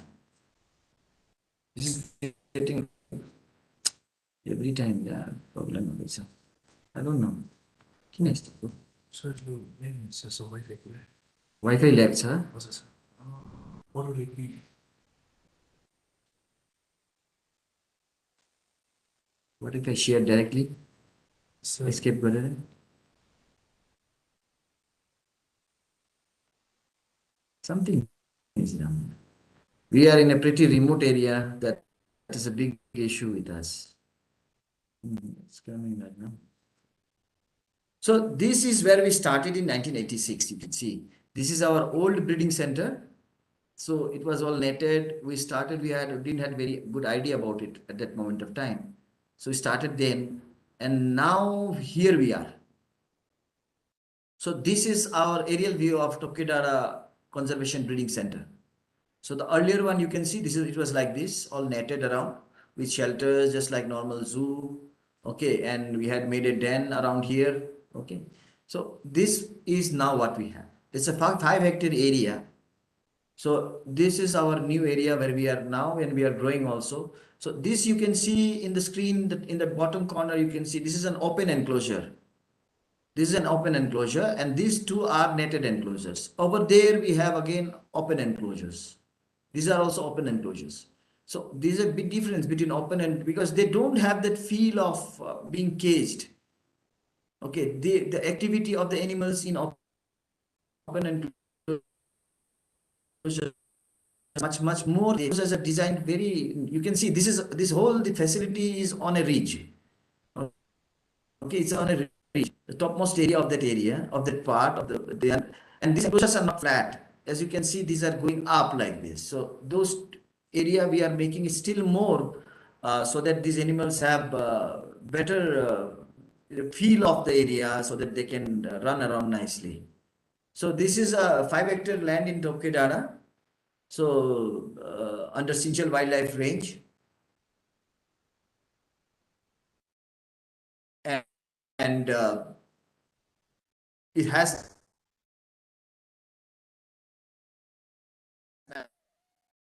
night shelters, Hey, may I just, two closed-top enclosures, and now the current carrying capacity is of the park is 15. Dr. Day, may I just intervene here? There is some lapses. I don't know where. There is a lag here. Yeah, maybe a lag, but maybe you can focus on the results of the breeding. I mean, you already said 67. Perhaps you can talk about the other way forward and how it is being to be taken up in the future. That would be very helpful for our viewers. Thank you, sir.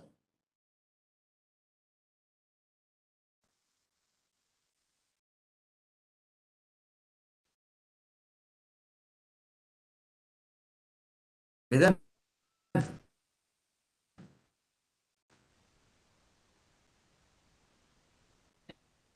Yes.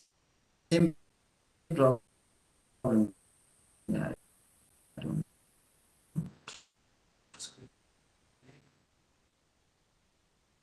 Lag. There is Everyone has disturbance in having the that. There is disturbance. I can't shut down my set.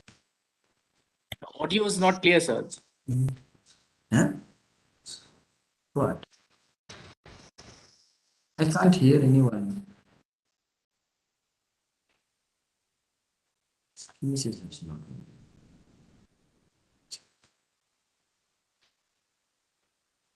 These are our new enclosures. I will very skip off it. We have put on some ground. It was a nice presentation though anyway. So these are the current five animals that we are having, 5:5, males and females. A lot of them are captive born. The breeding of snow leopards, I must come into that, based on age, genetic relatedness, past history and compatibility. We need to ensure genetic distant animals are paired. Germline of one animal should not dominate the population. And adjoining enclosures, we keep the animals to see them courtship, to show the courtship behavior. See, it happens again. Every time it happens. I don't know. It's happening.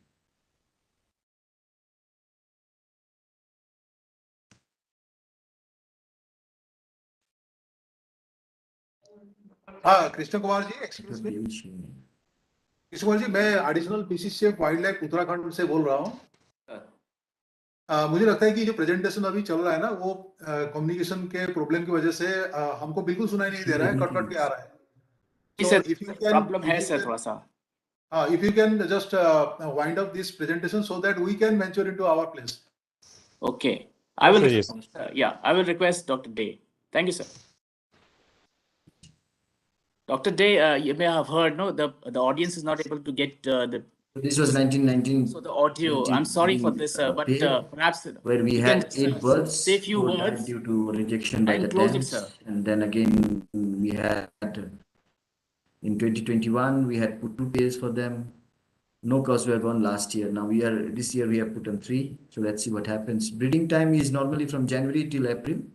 Scent markings with urine will be done all around the enclosure and shelter. Dr. Day. They will be doing scraping on the trees. And this picture you are seeing is Fleming, the sniffing for pheromones of the females. I think Animals this are put in excellent. visual context. It will be more beneficial if you can share us through email, something like that. Yes. So that will be more path-breaking than that of the interrupted communication. Yes, sir. I fully appreciate, sir. Let me call him, sir. Let me call him, sir. Let me call him. Yeah. So that that can be concluded and we can be given a chance. Sir. They're not able to do it. Just go through. Just finish it up. Dr. Day, you just summarize your presentation. There's some technical glitch you are not able to share, and other presenters also not able to see. So maybe some time lag is there. We'll seek your presentation through email and share with the participants also. You just summarize. I think I'm not audible also.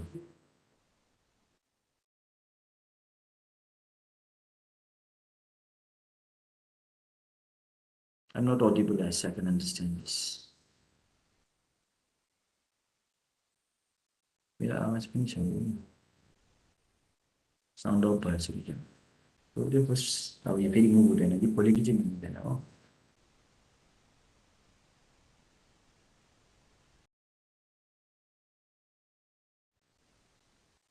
तिमीले एकपल्ट नि YouTube खोला त चल पाइहाल्छ नि. कति गर्नु.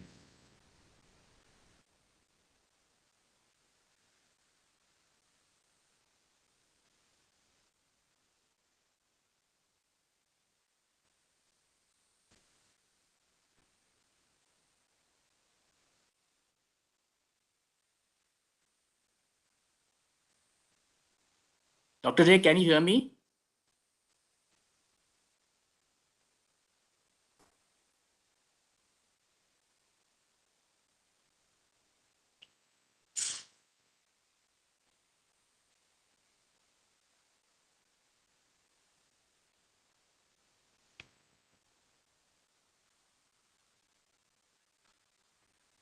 Hello.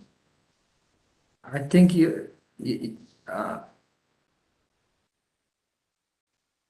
can you hear me, sir? Yeah, just I think sir, my sound is also not coming. Yes, sir. That's why the yeah, let's skip through this. Yeah. So please conclude it, sir, and share the presentation over the email, sir. We'll disseminate through the email to our members, sir. Please conclude, sir. Thank you so much, sir.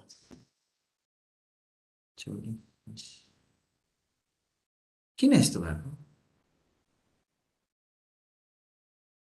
Huh? Thank you so much, sir. What is the problem? Thank you so much, sir, for concluding this. I'm very sorry for this particular glitch which has happened today for this particular presentation. But as we know that we have just overshot some by a few minutes, there is a scope for the states to present what's happening for the conservation of snow leopard. There will be many aspects of snow leopard conservation in terms of work related to ecotourism in Ladakh or the Wildlife Crime Database Center in Uttarakhand, and also development of human-wildlife conflict application, nature-based livelihoods in Himachal, or zero-waste trekking trails in Sikkim. So may I just invite representative from Ladakh to talk about the developing snow leopard tourism in Rong Valley. Is Ladakh representative over here, sir? May I invite? Ji Krishna ji, I'm here. I'll be presenting from Ladakh as directed by the Chief Wildlife Warden, who had to leave, unfortunately. So my best wishes, first of all, to everyone on the International Snow Leopard Day and its celebrations here. I'll be presenting our work on development of community-led, community-based tourism in Rong Valley, in 3 of the villages in Rong Valley, namely Khatpur, Tarchit, and Himya. And as you might be able to observe from my presentation later, that these initiatives pertaining to ecotourism have been amalgamated with a lot of other interventions by civil societies, by line departments, by the Wildlife Department, and by Secure Himalaya project. And before I start my presentation, I'd like to show a short video, and I'll try to stick with the 15-minute deadline. But I'll maybe you could do with some 10 or 12 minutes, please. Sure, I'll try my best. Also have a reasonable time to present themselves. Thank you so much.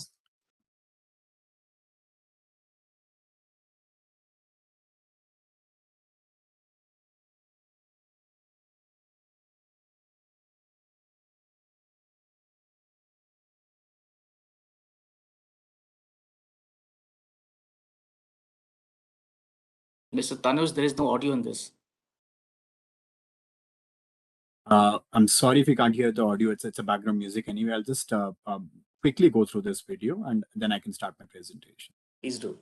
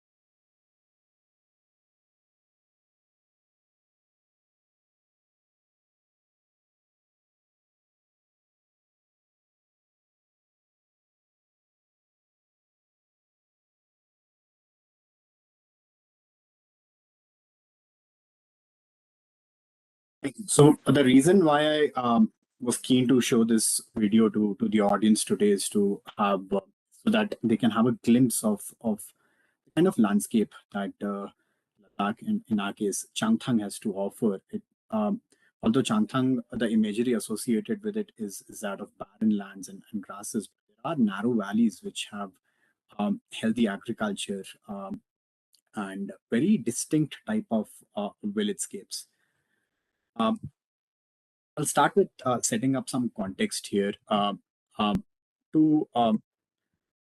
be able to inform my audience what was the need for such an intervention. Ladakh, as some of you might already know, has seen a lot of growth in tourism over the last decade or so, but this has been localized in certain areas. And what that localization has led to is only people of certain villages or certain areas have been able to reap benefits vis-a-vis livelihoods in Changtang. And also of the tremendous pressure that this mass scale tourism brings to these specific set of villages or areas. In terms of wildlife, specifically snow leopard, Hemis National Park is the gateway for a lot of tourists who are here to see the snow leopard.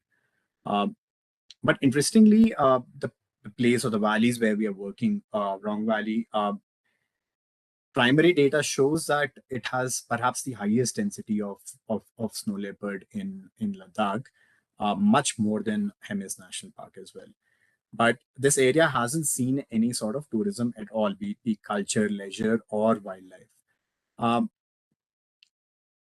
The reasons behind it, I'll inform in my later slides. But what really works for Rong is its proximity to Leh. It starts almost like a couple of hours of drive from Leh itself. And if we are able to build a sustainable model of tourism that allows people of this valley to have an alternate source of livelihood, which, as we are all very aware, is critical to build resilience to cohabit a space with snow leopard. And as I already informed you that snow leopards are plenty here, and there are cases of human-wildlife conflict with snow leopard and other carnivores. So having some sort of alternate livelihood option allows that buffer, that elbow space for the communities to absorb losses from wildlife, which is inevitable in areas like Changthang. Now, before we started off earlier in 2022, these three villages where we are working in used to see as many as just 1 to 3 tourist groups every year. And there were around 4 to 5 functional homestays. The toilets were dry toilets, and they often used to leak into local water bodies. And increasingly, because of the high density of snow leopards in this area, the attitude towards snow leopards itself was evolving in some way, was transforming in certain ways because of the highly profitable Pashmina goats that this community rear. And the opportunity cost of every goat lost to snow leopard is huge now. So these things compounded together were a lot of were represented us with opportunities, but a lot of challenges as well. Instead of providing a material out to people in Rong Valley, the approach that we did was we wanted to improve on the existing facilities. So no new homestays were created in any way. No infrastructure was created. Our major emphasis was revolving around developing of market linkages to bring a certain kind of tourist to this area, not the mass tourists that we are more akin to, but a certain tourists who are more responsible in their behavior, in the way they treat the people and the wildlife of this area. For this, a brand identity was created for Rong Valley, which, as you can see on your screen, is called the Thang.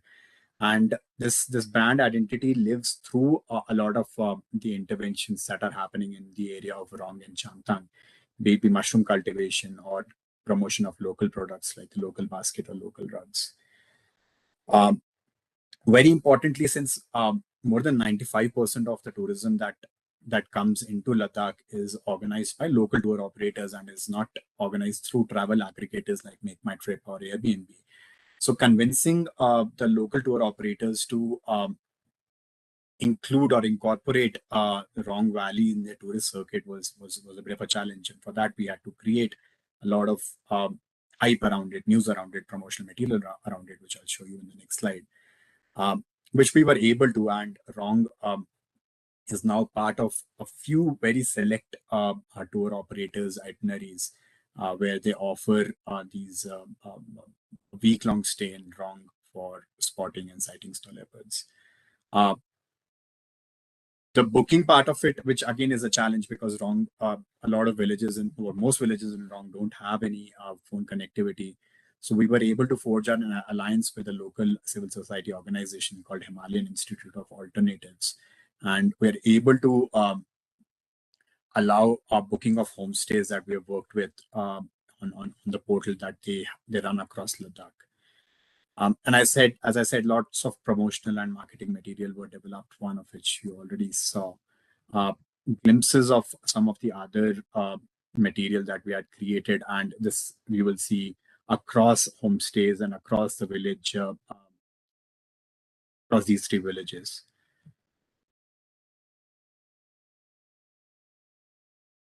Now, people of Ladakh are known to be hospitable in any way, but to improve or to hone on that skill was something that was needed if we wanted to have only high-end tourism in this area. And for that, we organized a 2 days long training workshop for people of these three villages, where kind of tourism that they want to bring was brought out instead of what we want or what we envision for Rong Valley. And this was done through a SWOT analysis of understanding their strengths, weaknesses, opportunities, and threats.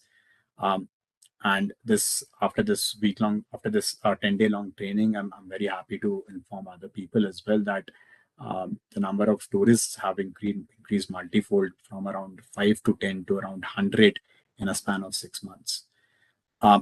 Similarly, if wildlife tourism is one of the key components of the product that we're trying to offer, then the capacity needs to be built into the community itself. So a nature guide training is to be organized with people of Rong who will learn from experiences of Hemis National Park and the nature guides there and try to emulate it in the Rong Valley landscape. Similarly, as I said, a lot of other activities were sort of amalgamating into our tourism work in Rong Valley. So providing mushroom training and cultivation units to the people of these villages is going to be a key experience in the tourism offering, as I'll demonstrate in my next few slides. These are some photographs, as you can see, from Rong Valley and the various consultations and trainings that we organized. As I mentioned, we did not want to build new physical infrastructure, because it already exists. It's about the key thing or the bottleneck here was to connect it with the right kind of people who would want to come to Rong Valley. And for that, we interfaced with the tourism department, the wildlife department itself, and the Himalayan Institute of Alternative, as I mentioned earlier, to upgrade existing homestays. And in some cases where the aspirations have reached to develop new homestays, to also allow a setting up of new homestays. Waste management is a major issue in Ladakh, and toilet waste often leaks into the Indus River itself. And with the help of the local hill council, we were able to install these modernized toilets, which are dry toilets itself, but allow safe waste disposal and a comfortable experience for the tourists itself. The kind of experiences that we want to offer is not limited to wildlife tourism itself. It has to be a bouquet of some sort.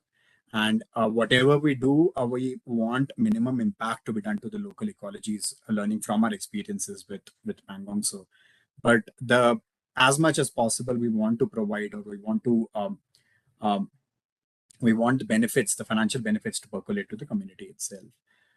In terms of wildlife, it's a very rich area. You have snow leopard, blue sheep, Tibetan wolf, marmots, several birds.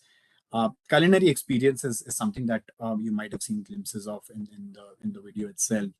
And Ladakhi cuisine, the traditional kitchen, followed up by cultivation of mushrooms across the year, which works through the summers and winters, is something that is one of the offerings.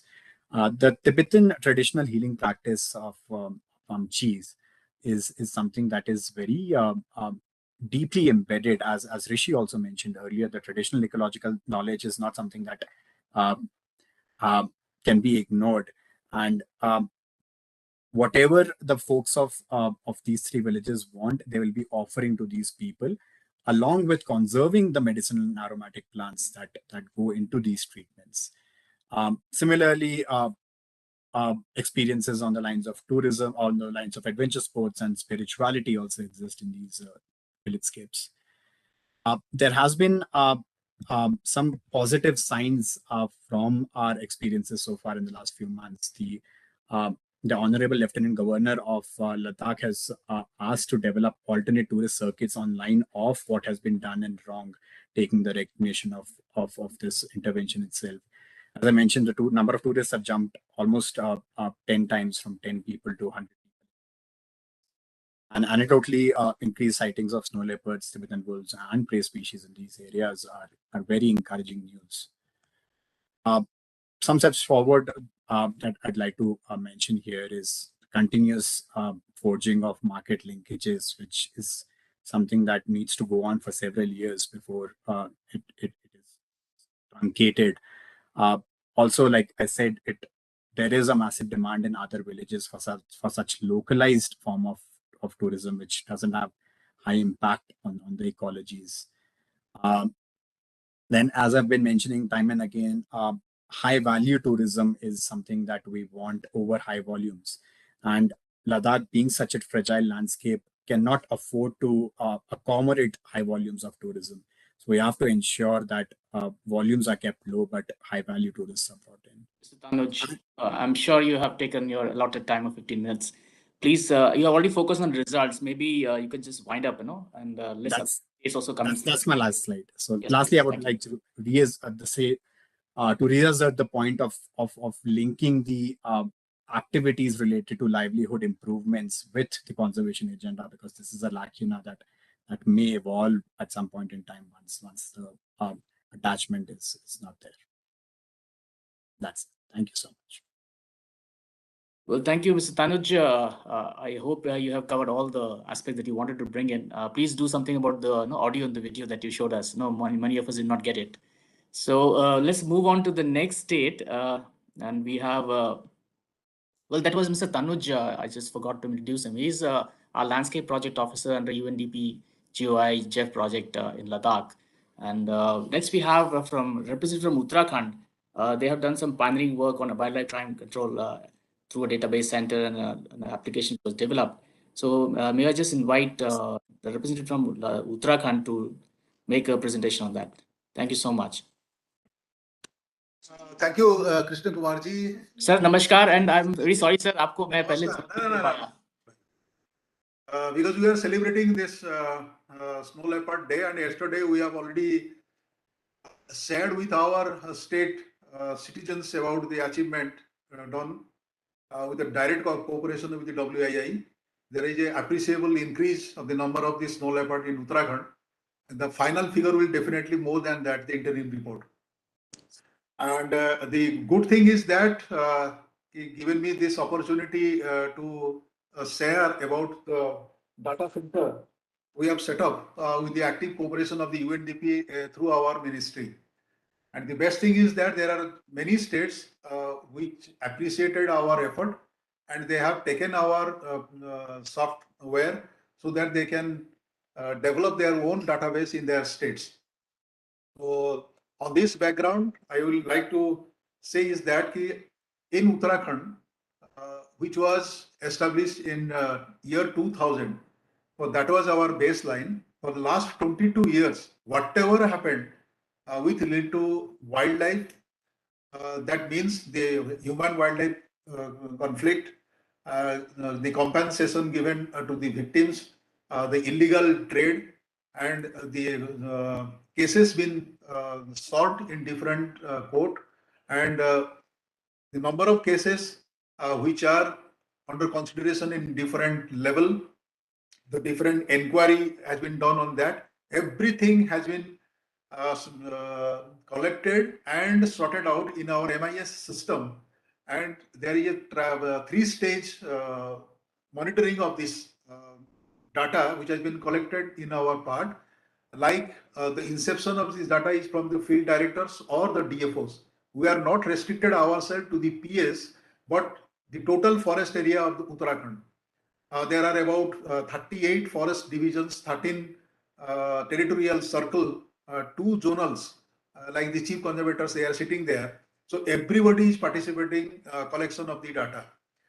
So we have given them ID and password to all the DFOs, and every month we are monitoring what is the progress of collection of this data and where we are going.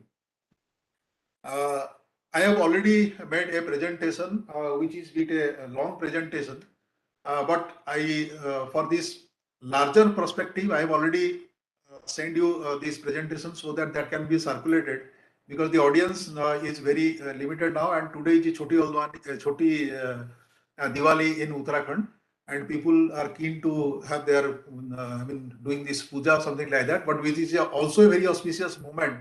You are celebrating this Snow Leopard Day, and Mr. Krishna Kumar is anchoring this along with Mr. Sunil. So this is a good thing for Uttarakhand. This I can say is that for the last 5 to 6 years, the number of illegal trade, the number of wildlife offences is under control. And during this Deepavali, all our frontline forest officers, they are not going to their home. Their leave has been cancelled. They are doing patrolling to protect our wildlife, including the snow leopard. And you can also appreciate the thing is that we are taking utmost care of the livelihood of those people who are living in and out of the snow leopard habitats. Many people has been given opportunities of training. They have given their products to be marketed not only in Uttarakhand but also outside of the Uttarakhand, and we have also make a kind of force, I should say, in the name of the taxonomists, para-taxonomists, para beds, and there are also people trained to do different films and radio jockey, so that everybody should know about the good works being done by the Wildlife Department of Uttarakhand. At the same time, we have also developed a human wildlife conflict app. This is a demand-driven app. People are connected with this, and this is a platform through which people can lodge their complaint, whether they are getting this compensation out of the human wildlife conflict or not. At the same time, we are also using this platform to disseminate any kind of information related to wildlife poaching, wildlife trade, or any kind of illegal activities, even intrusion into that area by some suspected persons. So that has been taken care of by the DFO and monitored by the conservators. So because this is a demand-driven thing, and it is for the people who wants some kind of compensation from the government of Uttarakhand. So it is that cannot be popularized as other app. So, but the thing is that all the DFOs, they know about the utility of this app in the interior of the interior places of Uttarakhand, and it is a very good people-to-people interaction as well as with the department. So, with this, I rest my presentation and my deliberation, and I've already given you my presentation. So, if can be possible, that will be circulated throughout our stakeholders, so that they can run through this and give us some feedback so that we can enhance its quality. Thank you. धन्यवाद sir, हमें presentation आपका मिल गया है, और मैं फिर से माफी चाहूंगा, आपको ज्यादा वक्त मिलना चाहिए था। नहीं, माफी का वर्ड मत करिएगा. We are all the part of the same boat. Sir, thank you so much sir. अभी नेक्स्ट जो हमारे पास प्रेजेंटेशन है उसके बारे में बताना चाहूँगा। ये हमारी हिमाचल की टीम है जो सिक्योर हिमालय के तहत काम जो कर रहे हैं उसके बारे में बताना चाहेंगे। हिमाचल से कौन जुड़ रहे हैं, प्लीज इंट्रोड्यूस करिए, मैं थोड़ा बता पाऊंगा फिर उनके बारे में। इससे पहले बता दूं कि रंजन मिश्र जी हमारे जो सिक्योर हिमालय प्रोजेक्ट के नोडल ऑफिसर हैं, additional principal chief conservator forest थे, जो उन्होंने बहुत संक्षिप्त अपनी बातें कही। धन्यवाद कहूंगा। अब हिमाचल की बारी है। I am Anil Thakur, Additional PCC of Wildlife and State Officer for Secure Himalaya. And Mr. Abhishek will be joining with me. Good afternoon, everybody. In Himachal Pradesh, the Secure Himalaya project to protect the snow leopard is being implemented for the last 3 years. And on the landscape basis, different activities have been undertaken under the project. Shortly, I will like to give detail of achievements, key achievements during the last 3 years, which we have been able to do in the landscape of Pangi landscape and Lahore Spiti landscape of this Secure Himalaya project. During these 3 years, now we have been able to identify and notify 3 biodiversity heritage sites in this landscape, which are Sural Bhatori, Udan Bhatori, and Nayan Gahar. These have been duly notified by Biodiversity Board of Himachal Pradesh. Next, we have been able to help in formulation of 35 biodiversity management committees and 35 people biodiversity registers also in this Secure Himalaya project landscape. Under eco restoration plan, we have developed 2 plans, one for Miyad Valley and other is for Kundal sub-river basin.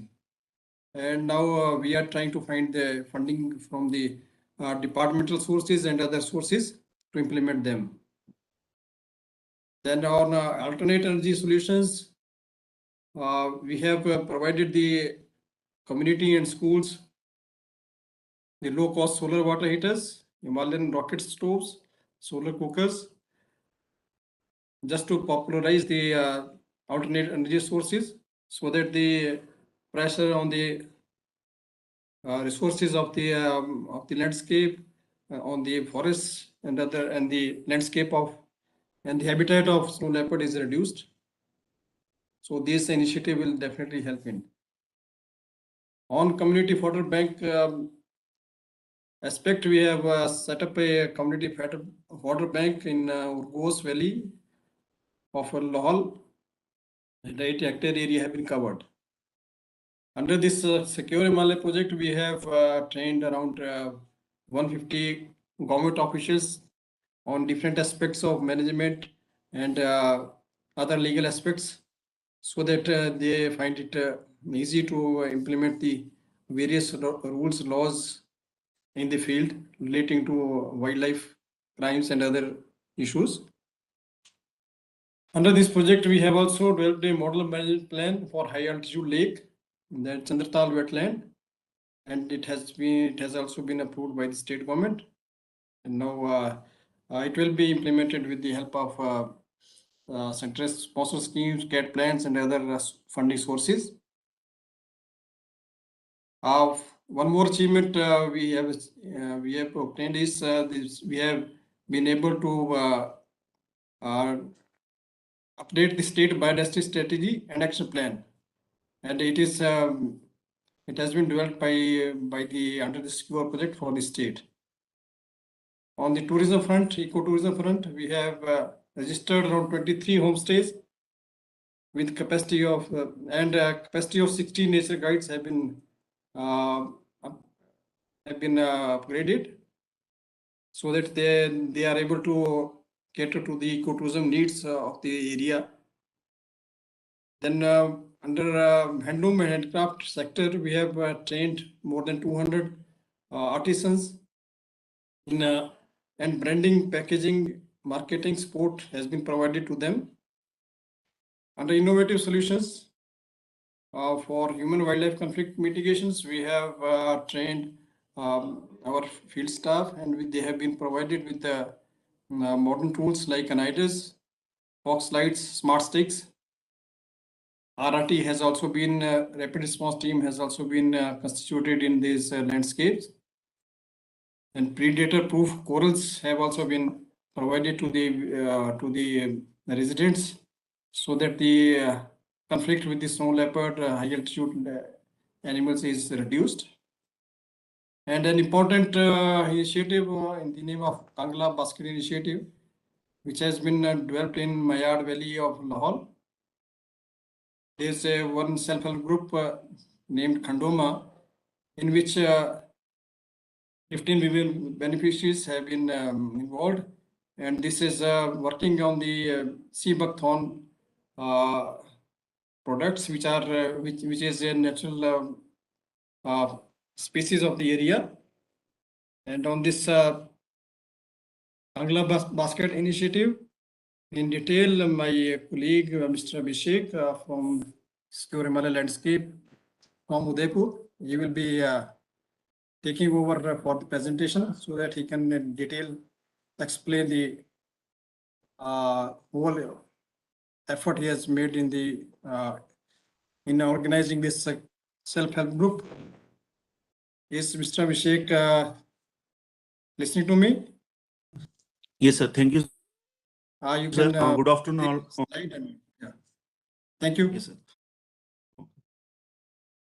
Thank you, sir. Good afternoon all, and I'm wishing you all happy Snow Leopard Day. So मेरा नाम अभिषेक कुमार है और मैं पिछले 4 सालों से secure Himalaya project के साथ इन लाहौर लैंडस्केप एंड वो लाहौर मेरी पीपीटी सर चल पा रही है? हेलो, ये पुरानी की अचीवमेंट्स वाली स्लाइड चल रही है Abhishek ji. Okay sir. Sir आप हाँ, अब आ रहा है। Yes sir, yes sir. Presentation mode में सर, हमारा जो लाहौर लैंडस्केप एक बेसिकली सर रिमोटेस्ट एरिया है हिमाचल प्रदेश का, जिसमें 6 महीने ज्यादा एरिया जो है लाहौल स्पीति के वो कटे रहते हैं from rest of the state.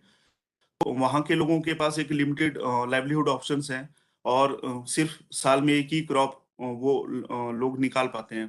तो इसी के लिए जो सिक्योर हिमालय प्रोजेक्ट के अंडर एक एंट्री पॉइंट एक्टिविटी की तरह हमने इसको एक ऑप्शन हमारे पास था कि हम लोगों के साथ किस तरह से काम कर पाएं और एक कम्युनिटी बेस्ड कनेक्शन मॉडल हम वहाँ पे डेवलप कर पाएं। तो सर इसके लिए जो हमारा सबसे पहले हमने एक वहाँ पे सर्वे किए, जितने भी पहले वहाँ पे डेस्क रिव्यू किया कि कितने वहाँ पे प्रोजेक्ट स्नो लेपर्ड के ऊपर डिफरेंट इंस्टीट्यूट्स के थ्रू रन किए गए थे, चाहे हम बात करें CSIR, IHBT की या KVK को KVK के थ्रू कुछ प्रोजेक्ट्स चले थे, तो उनका एक हमने डेस्क रिव्यू किया। एंड प्लस सर हमने जितने भी वहाँ पे जो हमारे वहाँ पे टूर ऑपरेटर्स थे या हमारे जो टूरिस्ट आते थे, तो उनके ऑफलाइन एंड ऑनलाइन मोड पे हमने उनका एक इनिशियल सर्वे किया कि लोगों को एज ए प्रोडक्ट्स अगर सिवाथॉन के डेवलप किए जाए तो लोगों के बीच वो एक्सेप्टेबल होंगे या नहीं होंगे, और क्या प्राइस रेंज के साथ आएंगे, और क्या किस मटेरियल में उनकी पैकेजिंग होनी चाहिए। तो सर इसी में हमने मियाड़ वैली, लाहौल स्पीति का एक रीजन है मियाड़ वैली, और बेसिकली मियाड़ जो घाटी है वो झांसकर को हिमाचल से जोड़ती है। तो यहाँ पे स्नो लेपर्ड और उसका प्रे बेस की काफी साइटिंग रहती है, और इवन वहाँ पे जितना भी हमारा फ्लोरा एंड फोना है वो लाहौल स्पीति का सबसे रिचेस्ट एरिया माना जाता है बायोडाइवर्सिटी के हिसाब से। तो वहाँ पे ये हमारी पंचायत, हमारा जो सिक्योर हिमालय प्रोजेक्ट के तहत जो पंचायत पड़ती है सर, वहाँ पे टिंगरेट पंचायत है। तो वहाँ पे हमने सबसे पहले लेडीज जो वहाँ पे अनफॉर्मल वे में काम करते थे सिवाथॉन के ऊपर, तो उनके साथ हमने मीटिंग्स की, फिर हमने जो इनिशियल सर्वेज जो हमारे निकले थे उनके रिजल्ट्स लोगों के साथ शेयर किए। और सर वहाँ पे हमने इनिशियली 50 लेडीज के साथ काम करना स्टार्ट किया, जिसको ग्रुप का नाम खंडोमा रखा गया। और इसको कन्वर्जेंस करने के लिए सर हमने इस ग्रुप को रजिस्टर किया NRLM में, नेशनल लाइवलीहुड मिशन में, ताकि आफ्टर प्रोजेक्ट जो ग्रुप की सस्टेनेबिलिटी है वो मेंटेन रहे। तो जितने भी प्रोडक्ट वहाँ पे लॉन्च हुए वो कांगला बास्केट के नाम से हुए। और कांगला बेसिकली लोगों का एक जुड़ाव था, क्योंकि कांगला जो ग्लेशियर है वो लाहौल घाटी को झांसकर से जोड़ता है। तो खुद वहाँ के जितने भी वहाँ पे लोग थे उन्होंने बोला कि क्योंकि पूरे घाट जो मियाड़ वैली को जो वाटरशेड है उसका मेन जो फीडिंग एरिया है वो कांगला ग्लेशियर है। तो एक लोगों का जुड़ाव था पर्यावरण के लिए, तो इसलिए जो प्रोडक्ट्स की जो ब्रांड नेम था वो कांगला बास्केट रखा गया। तो सर 2020 में 15 लेडीज के साथ हमने स्टार्ट किया काम करना, एंड 2021 में प्रोसेसिंग यूनिट सेटअप की गई, एंड 21 में ही प्रोडक्ट लॉन्च किए गए under the brand name of Kangla basket, जिसमें सर इनिशियल फेज पे 4 प्रोडक्ट थे, पल्प, जैम, ड्राई लिप्स और ड्राई पाउडर। एंड सर 2022 में जो उस ग्रुप की सक्सेस रही, तो वहाँ की और लेडीज या और ग्रुप्स ने लोगों ने जुड़ना चाहा। तो आज एक ग्रुप से स्टार्ट करके आज हम 6 ग्रुप पे आ चुके हैं। और तो जो हमारे जो टोटल अब लेडीज उस इनिशिएटिव में काम कर रही हैं वो 51 हो गई हैं, 15 से लेके 51 तक। तो एक जर्नी रही है इसकी। और इसमें सर अभी हमने ताकि ज्यादा फंडिंग या ज्यादा NRLM के थ्रू जितनी भी अदर स्कीम्स रहती हैं, तो उसके लिए एक BO बनता है, विलेज ऑर्गेनाइजेशन। उसकी मिनिमम रिक्वायरमेंट रहती है 5 ग्रुप्स की। तो हमारे रूरल डेवलपमेंट के थ्रू इस ग्रुप का सर BO भी बन चुका है।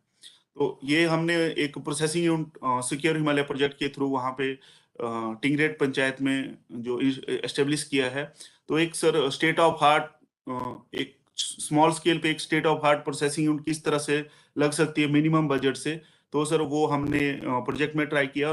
और रिन्यूएबल एनर्जी को किस तरह से हम ज्यादा से ज्यादा यूज कर पाए, जैसे सोलर ड्रायर, जिसमें काफी ज्यादा ड्राइंग की प्रोसेसेस हैं, लाइक जैसे हमें पत्तियां सुखानी है या हमें अपना फ्रूट्स ऐसे वक्त का सुखाना है, तो उसमें ड्रायर का यूज कर पाए। तो ये आप देख सकते हैं ड्राइंग प्रोसेस, ये इस तरह की सर मशीन्स वहाँ पे लगी हैं। इवन और लाइक ओवर द इयर्स उसको प्रोसेसिंग उनको और सर स्मूथन करने के लिए कुछ और मशीनरी भी उनको टाइम टू टाइम दी गई है। ये सर वहाँ पे प्रोडक्ट डेवलप किए गए हैं। ये आप फोटो देख पा रहे होंगे, पल्प का है, इसमें जैम है, पल्प है, एंड सर और टी के लिए टी बैग्स में ड्राई लीव्स को डाला गया है।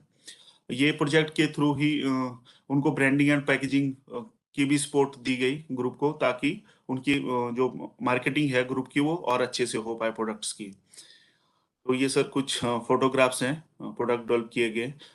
और जो ग्रुप की जो ट्रेनिंग्स है वो काफी अलग अलग ओवर द 3 इयर्स उनको अलग अलग टाइप की ट्रेनिंग्स दी गई, जिसमें बेसिक बुक कीपिंग हो गया, इन्वेंट्री कैसे बनाना है, कितना प्रोडक्शन बना, कितना आउट हुआ, कितना प्रॉफिट मार्जिन है, तो इस सब की भी सर ट्रेनिंग दी गई।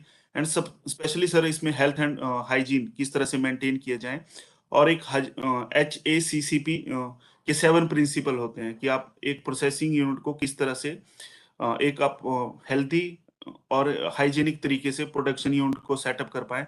तो HACCP के भी पूरे जो 7 प्रिंसिपल्स हैं उनको फॉलो करने के लिए उनको ट्रेनिंग्स दी गई।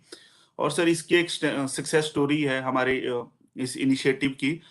जो PM अवार्ड लास्ट ईयर के लिए जो एंट्रीज मांगी गई थी प्रायोरिटी स्कीम में, तो उसमें 1 डिस्ट्रिक्ट 1 प्रोडक्ट एक प्रायोरिटी स्कीम थी जो district of department of administrative reforms की तरफ से। तो सर उसमें जो डिप्टी कमिश्नर जो लाहौल है उन्होंने एक एप्लीकेशन फाइल किया under 1 district 1 product for PM award. And जो उसका जो नरेशन हुआ पूरा जो एप्लीकेशन का वो अराउंड हमारे कांगला बास्केट के अराउंड ही हुआ, और इसी के ऊपर सर वो एप्लीकेशन फाइल की गई। एंड देन जो हमारा कांगला बास्केट का जो इनिशिएटिव था इसको एक्नॉलेज किया गया, and it published in coffee table book published by Ministry of Personal and Public Grievances and Department of Administrative Reforms. तो इससे इन लेडीज को काफी बूस्ट मिला। तो अब जाके ये हमारा जो कम्युनिटी के साथ जो एक इंटरेक्शन करने का था और एक प्लेटफॉर्म बिल्ड करने था कि किस तरह से अब हम एक कम्युनिटी लेड कंजर्वेशन की तरफ जाएं, तो वो ऑलमोस्ट हमारा हो चुका है। अब धीरे धीरे हम अब जो ग्रुप्स, जो 51 लेडीज का ग्रुप था, वो धीरे धीरे एंगेज हो रही हैं। लाइक जैसे अगर हम उनको बोलते हैं कि आपने 6 महीने का एक डाटाबेस बनाना है, आपको कितनी साइटिंग हुई स्नो लेपर्ड की, कितनी प्रेबेस की साइटिंग हुई, तो धीरे धीरे वो जो हमारा कम्युनिटी लेड कंजर्वेशन की तरफ जो हमारा एक अल्टीमेट गोल था, तो उसकी तरफ सर हम धीरे धीरे बढ़ रहे हैं। और सर इसके साथ ही अब हम कन्वर्जेंस की तरफ भी बढ़ रहे हैं। तो जैसे सिवकथॉन एक लाइक एक प्लांट है जो हमें soil conservation and nitrogen fixation में भी काम करता है। तो डिफरेंट एजेंसीज के साथ हम एक काम कर रहे हैं। तो जैसे केवीके कुकुमसेरी जो किसान विकास केंद्र है, तो उसके थ्रू लेडीज जो ग्रुप है, इनको 1500 अभी सिवकथॉन प्लांट्स डिस्ट्रीब्यूट किए गए। In addition to this 4 hectare plantation secure Himalaya project के थ्रू उसी पंचायत के अराउंड की गई।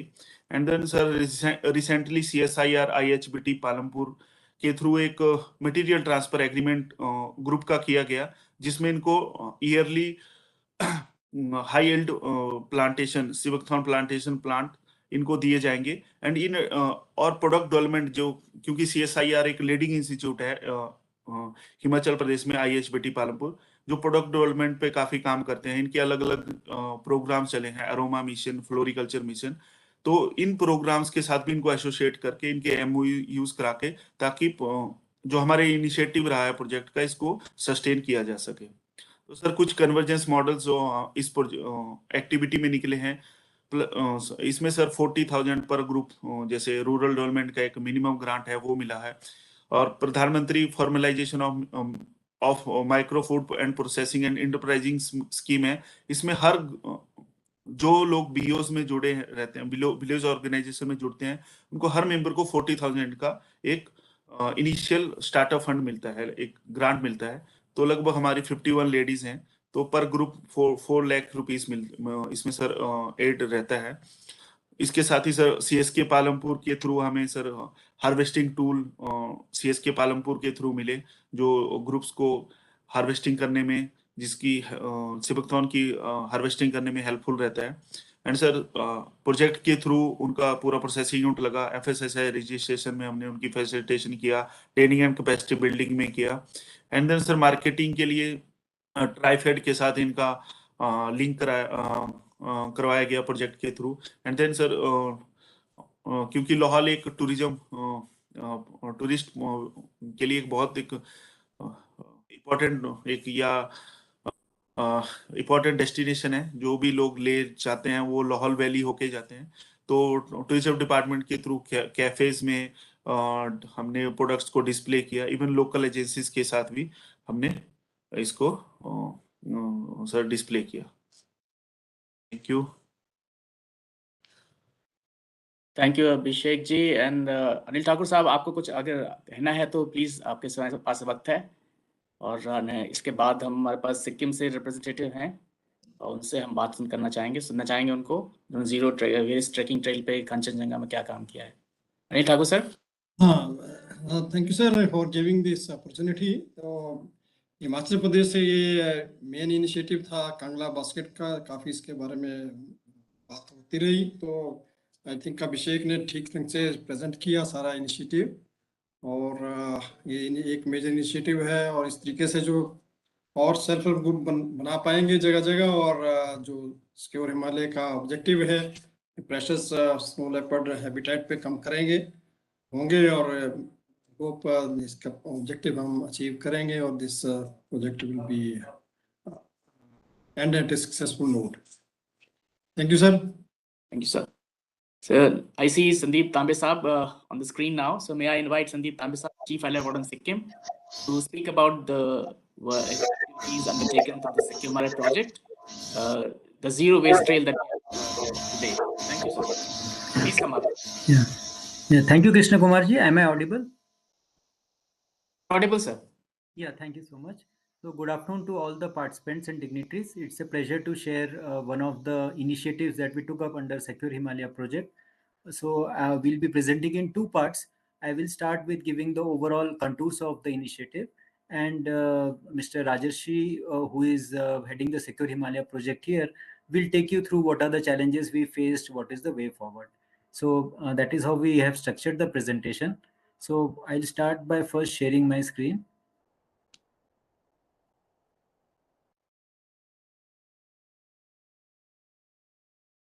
Sir, first Abhishek has to stop sharing, then only I can start. Abhishek stop करें अपनी अभिषेक क्या सुन रहे हो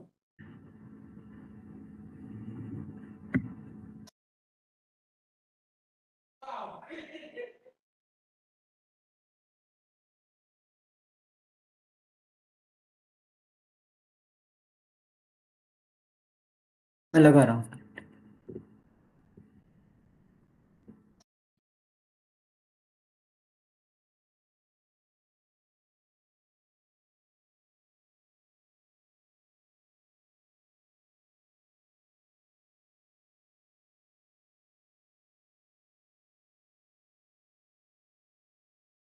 Visible now?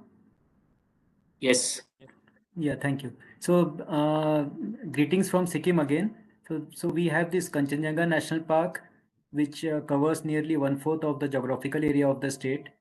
And this national park is the highest national park in the country, third highest protected area in the world. And then this park is also very famous for trekking tourism for many decades. So this initiative that we are talking of is actually based in the Kanchanjanga National Park. Many foreign tourists and domestic tourists visit this park because of the beautiful landscape, mountain views, and also the flora and fauna that it houses. So it is also a part of the Kanchanjanga Biosphere Reserve, and it is the only UNESCO World Heritage Site which has both natural and cultural categories. Another thing unique about this national park is that there are more than 14 ethnic groups that reside and provide a lot of cultural diversity to this landscape. At the same time, this national park has recently, over the last decade, some studies are taking place, so we know a bit more about its flora and fauna. I was talking about trekking trails. So this national park actually hosts the Yoksam Zongri Gochala trekking route, which is one of the most famous in the country. And this route is almost 90 kilometers. It's like a 7 to 8 days trek where you visit and reach the base camp of Kanchanjanga. So this is a very popular trek, especially amongst trekking tourists. And it doesn't involve much mountaineering, but you can reach right up to the base of Kanchanjanga up to 5,000 meters. So while this trail was very popular, there was this issue of having solid waste accumulating inside the camping sites. And because we don't have any accommodation inside this national park, most of the accommodation happens in tents. And the trekking also happens in the form of expeditions. Like people go in groups, and each group is supported by a group of porters and pack animals, and they carry their tents along with them, cooking utensils, rations, everything. So it creates a lot of employment to the local people, but it also creates a lot of solid waste. So this was the challenge that was being faced. And there is a local NGO known as Kanchanjanga Conservation Committee, which was already starting to work on this particular initiative. So Secure Himalaya joined hands with Kanchanjanga Conservation Committee to start this solid waste management in this high altitude trekking trail. So the challenge we faced was many of these high altitude areas are not manned, and they are actually very much inaccessible. So how do we ensure that these plastic bottles, plastics, cans, glass bottles, etc. are brought back to the Yoksam site and not left in the park? So the model that was developed was in the entry checkpost of the national park, we developed a checklist wherein we take a record of all the degradable, non-degradable items that the trekking group is taking with them. And then we collect a separate deposit also. When these tourist group returns, our staff actually jointly with the Kanchanjanga Conservation Committee actually check whether these degradable items have been brought back, whether the non-degradable items have been brought back. the main focus is on the non-degradable items. And then we actually cross-check whether some have been left. If they have been left out, then we actually use the safety deposit that is there with us. And then what do we do with this solid waste that the tourists leave with us? So a resource recovery center that was already developed by KCC, we have strengthened that, provided them support, improved the bins, and also provided staff there. And that has helped us in actually recycling some of the paper waste that has come, some of the metals and other cans that have come, and the things that can't be actually recovered, like single-use plastics, etc. Those we are sending to the district headquarters, where they have a system of landfills. But the other items which can be reused, we are trying to reuse it locally. So in a way, to a large extent, the solid waste inside the trekking trail has come down. And these are the resource recovery bins that I was talking of. So for different items, for plastic, for Tetra packs, for tin cans, there are separate bins which helps us to segregate the waste, and only when we segregate the waste we can reuse them. So this has really helped us in a big way. And through this particular Secure Himalaya project, another initiative that we could take was we could scale it up to other sites also. There are other tourist sites in that particular landscape.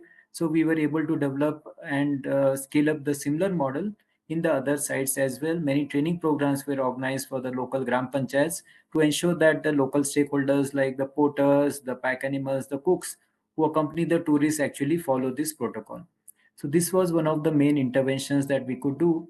And in terms of reusing the solid waste that we are collecting, we have been able to start with the help of self-help groups, especially for the cloth waste, certain handicraft products are being made now. So this has really made a big difference in terms of reusing the solid waste. Another initiative that is picking up is a handmade paper unit has been developed, which utilizes both the paper waste that is being collected back, as well as the paper from the Himalayan paper plant.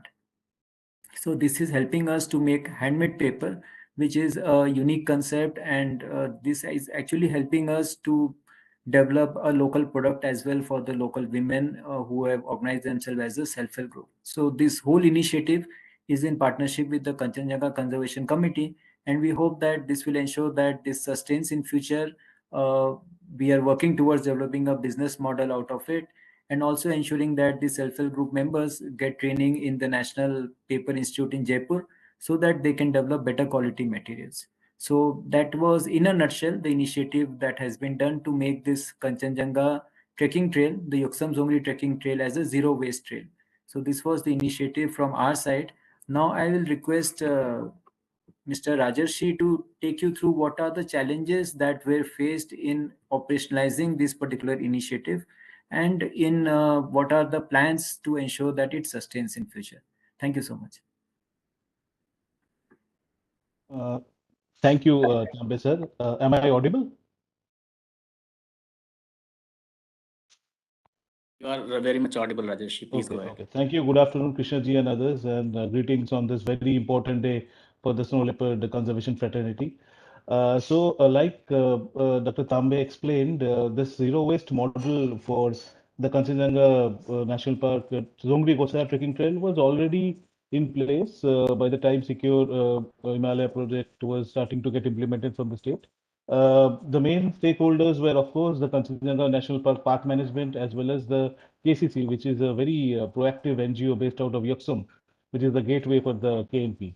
So, starting, what we thought that how could we support this initiative, because what we found out and what we felt from the interactions with the stakeholders was that there was a lack of concerted strategy for taking this initiative to cover more areas in and around the KNP, especially in the block of Yoksam. So, which also has other tourist sites like Kanchanjanga National Park and the Coronation Throne of the first king, which also attracts quite a lot of tourist footfall each year. So, through our initiative, we initially brought the stakeholders together, and this is something that we felt was slowly over time. There was a situation where people were working in silos. So through our initiative over the past 2 years, there has been strengthened partnerships between the Forest Department as well as the KCC.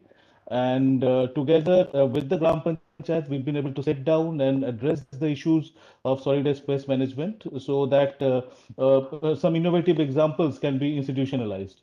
And the second part was that the change in behavior was something that we've been able to slowly inculcate among the community members. Of course, like when it comes to the tourists and trekkers, they are mostly sensitized, and the KMP Park management and KCC make sure that whenever they enter Kanchanjanga National Park, they are also made aware of the rules and do's and don'ts regarding waste management. But for the local community who are residing in the fringes, looking at waste as a source of revenue or making the best out of waste, this is something that we've been able to support and help under the project. So, like you saw in the earlier presentation, through KCC, we've been able to give trainings to the local self-help group members for making handicraft products out of waste cloth, as well as this very unique example of handmade paper unit that we've just been able to make functional, and which is also looking at both waste paper as well as plant-based paper, natural fiber-based paper. So slowly through the Gram Panchayat and the awareness programs organized with KCC, we've been able to make a behavioral change among the self-help group and Gram Panchayat members, where they are also now proactively looking forward to engage more with these initiatives, so that apart from the waste management, which of course prevents degradation to the fragile wildlife habitat of KNP, they can also earn some revenue and also institute this model in other villages as well. So this is something that I feel has been an achievement from our project in the past 2 years. Of course, like the initiative was majorly hampered by COVID, where for the 2 consecutive years we saw very less footfall inside the Kanchanjanga National Park. But slowly we are hoping that from this year the flow picks up, and the park manager as well as the local communities are able to benefit from it. The challenges going forward would be to sustain this initiative, because, like Tambe sir mentioned, we've been helping the Resource Recovery Center at Yoksam with human resource as well. But going forward, after the project concludes, it would be pertinent from now on only to look for convergence, so that this initiative is continually support. So we are in the process of discussing the same with the department and trying to find out sources for convergence, so that such human resource, which is very important at the grassroots level, to look at the waste and process it, can be supported continuously. And the second part would be to look at this handmade paper unit initiative and the waste-based handicrafts as a successful business model. So that would involve a lot of mobilization and linkages with the state as well as the national stakeholders. So that is also something that we feel that we should put in place. At least the model should be put in place before the project concludes. So we are in the process of doing that with our partners. So this is something that we are hoping that would pick up in the year to come, and we would be able to further strengthen the waste management in and around KNP. Thank you. Over to you, Tambe sir. Thank you, sir. That was all from our side. Dr. Sunil Sharma, sir. We have I the thank once agendas. and all who have connected in today's webinar, and they have showcased their best practices. Actually, although we are running the project, for many a time it happens that we are unable to see the results on the ground. So thank you for giving an insight and all the concerted effort that states are taking in the snow leopard conservation, not in just enumeration, but also in increasing and securing their habitats through livelihood interventions, by the way, or curbing illegal wildlife trade or other health issues that were raised for curbing the dog menace, and retaliatory killings in terms of making corrals for human wildlife conflict mitigation. So once again, I thanks all who are connected, all the state officers who are connected, their senior officers, WWF and representative from WI, Dr. Satya Kumar, WCCB, and all those who are part of UNDP and connected, and who are behind organizing this webinar, especially the ministry staff and the NPME staff of the Secure Himalaya projects. So thank you once again, and once again greetings for the International Snow Leopard Day and also for the Diwali festivities which are coming in days. Thank you once again. Thank you, sir. Thank you so much. Thank you, sir. Thank you. Bye. Bye, sir. Thank you.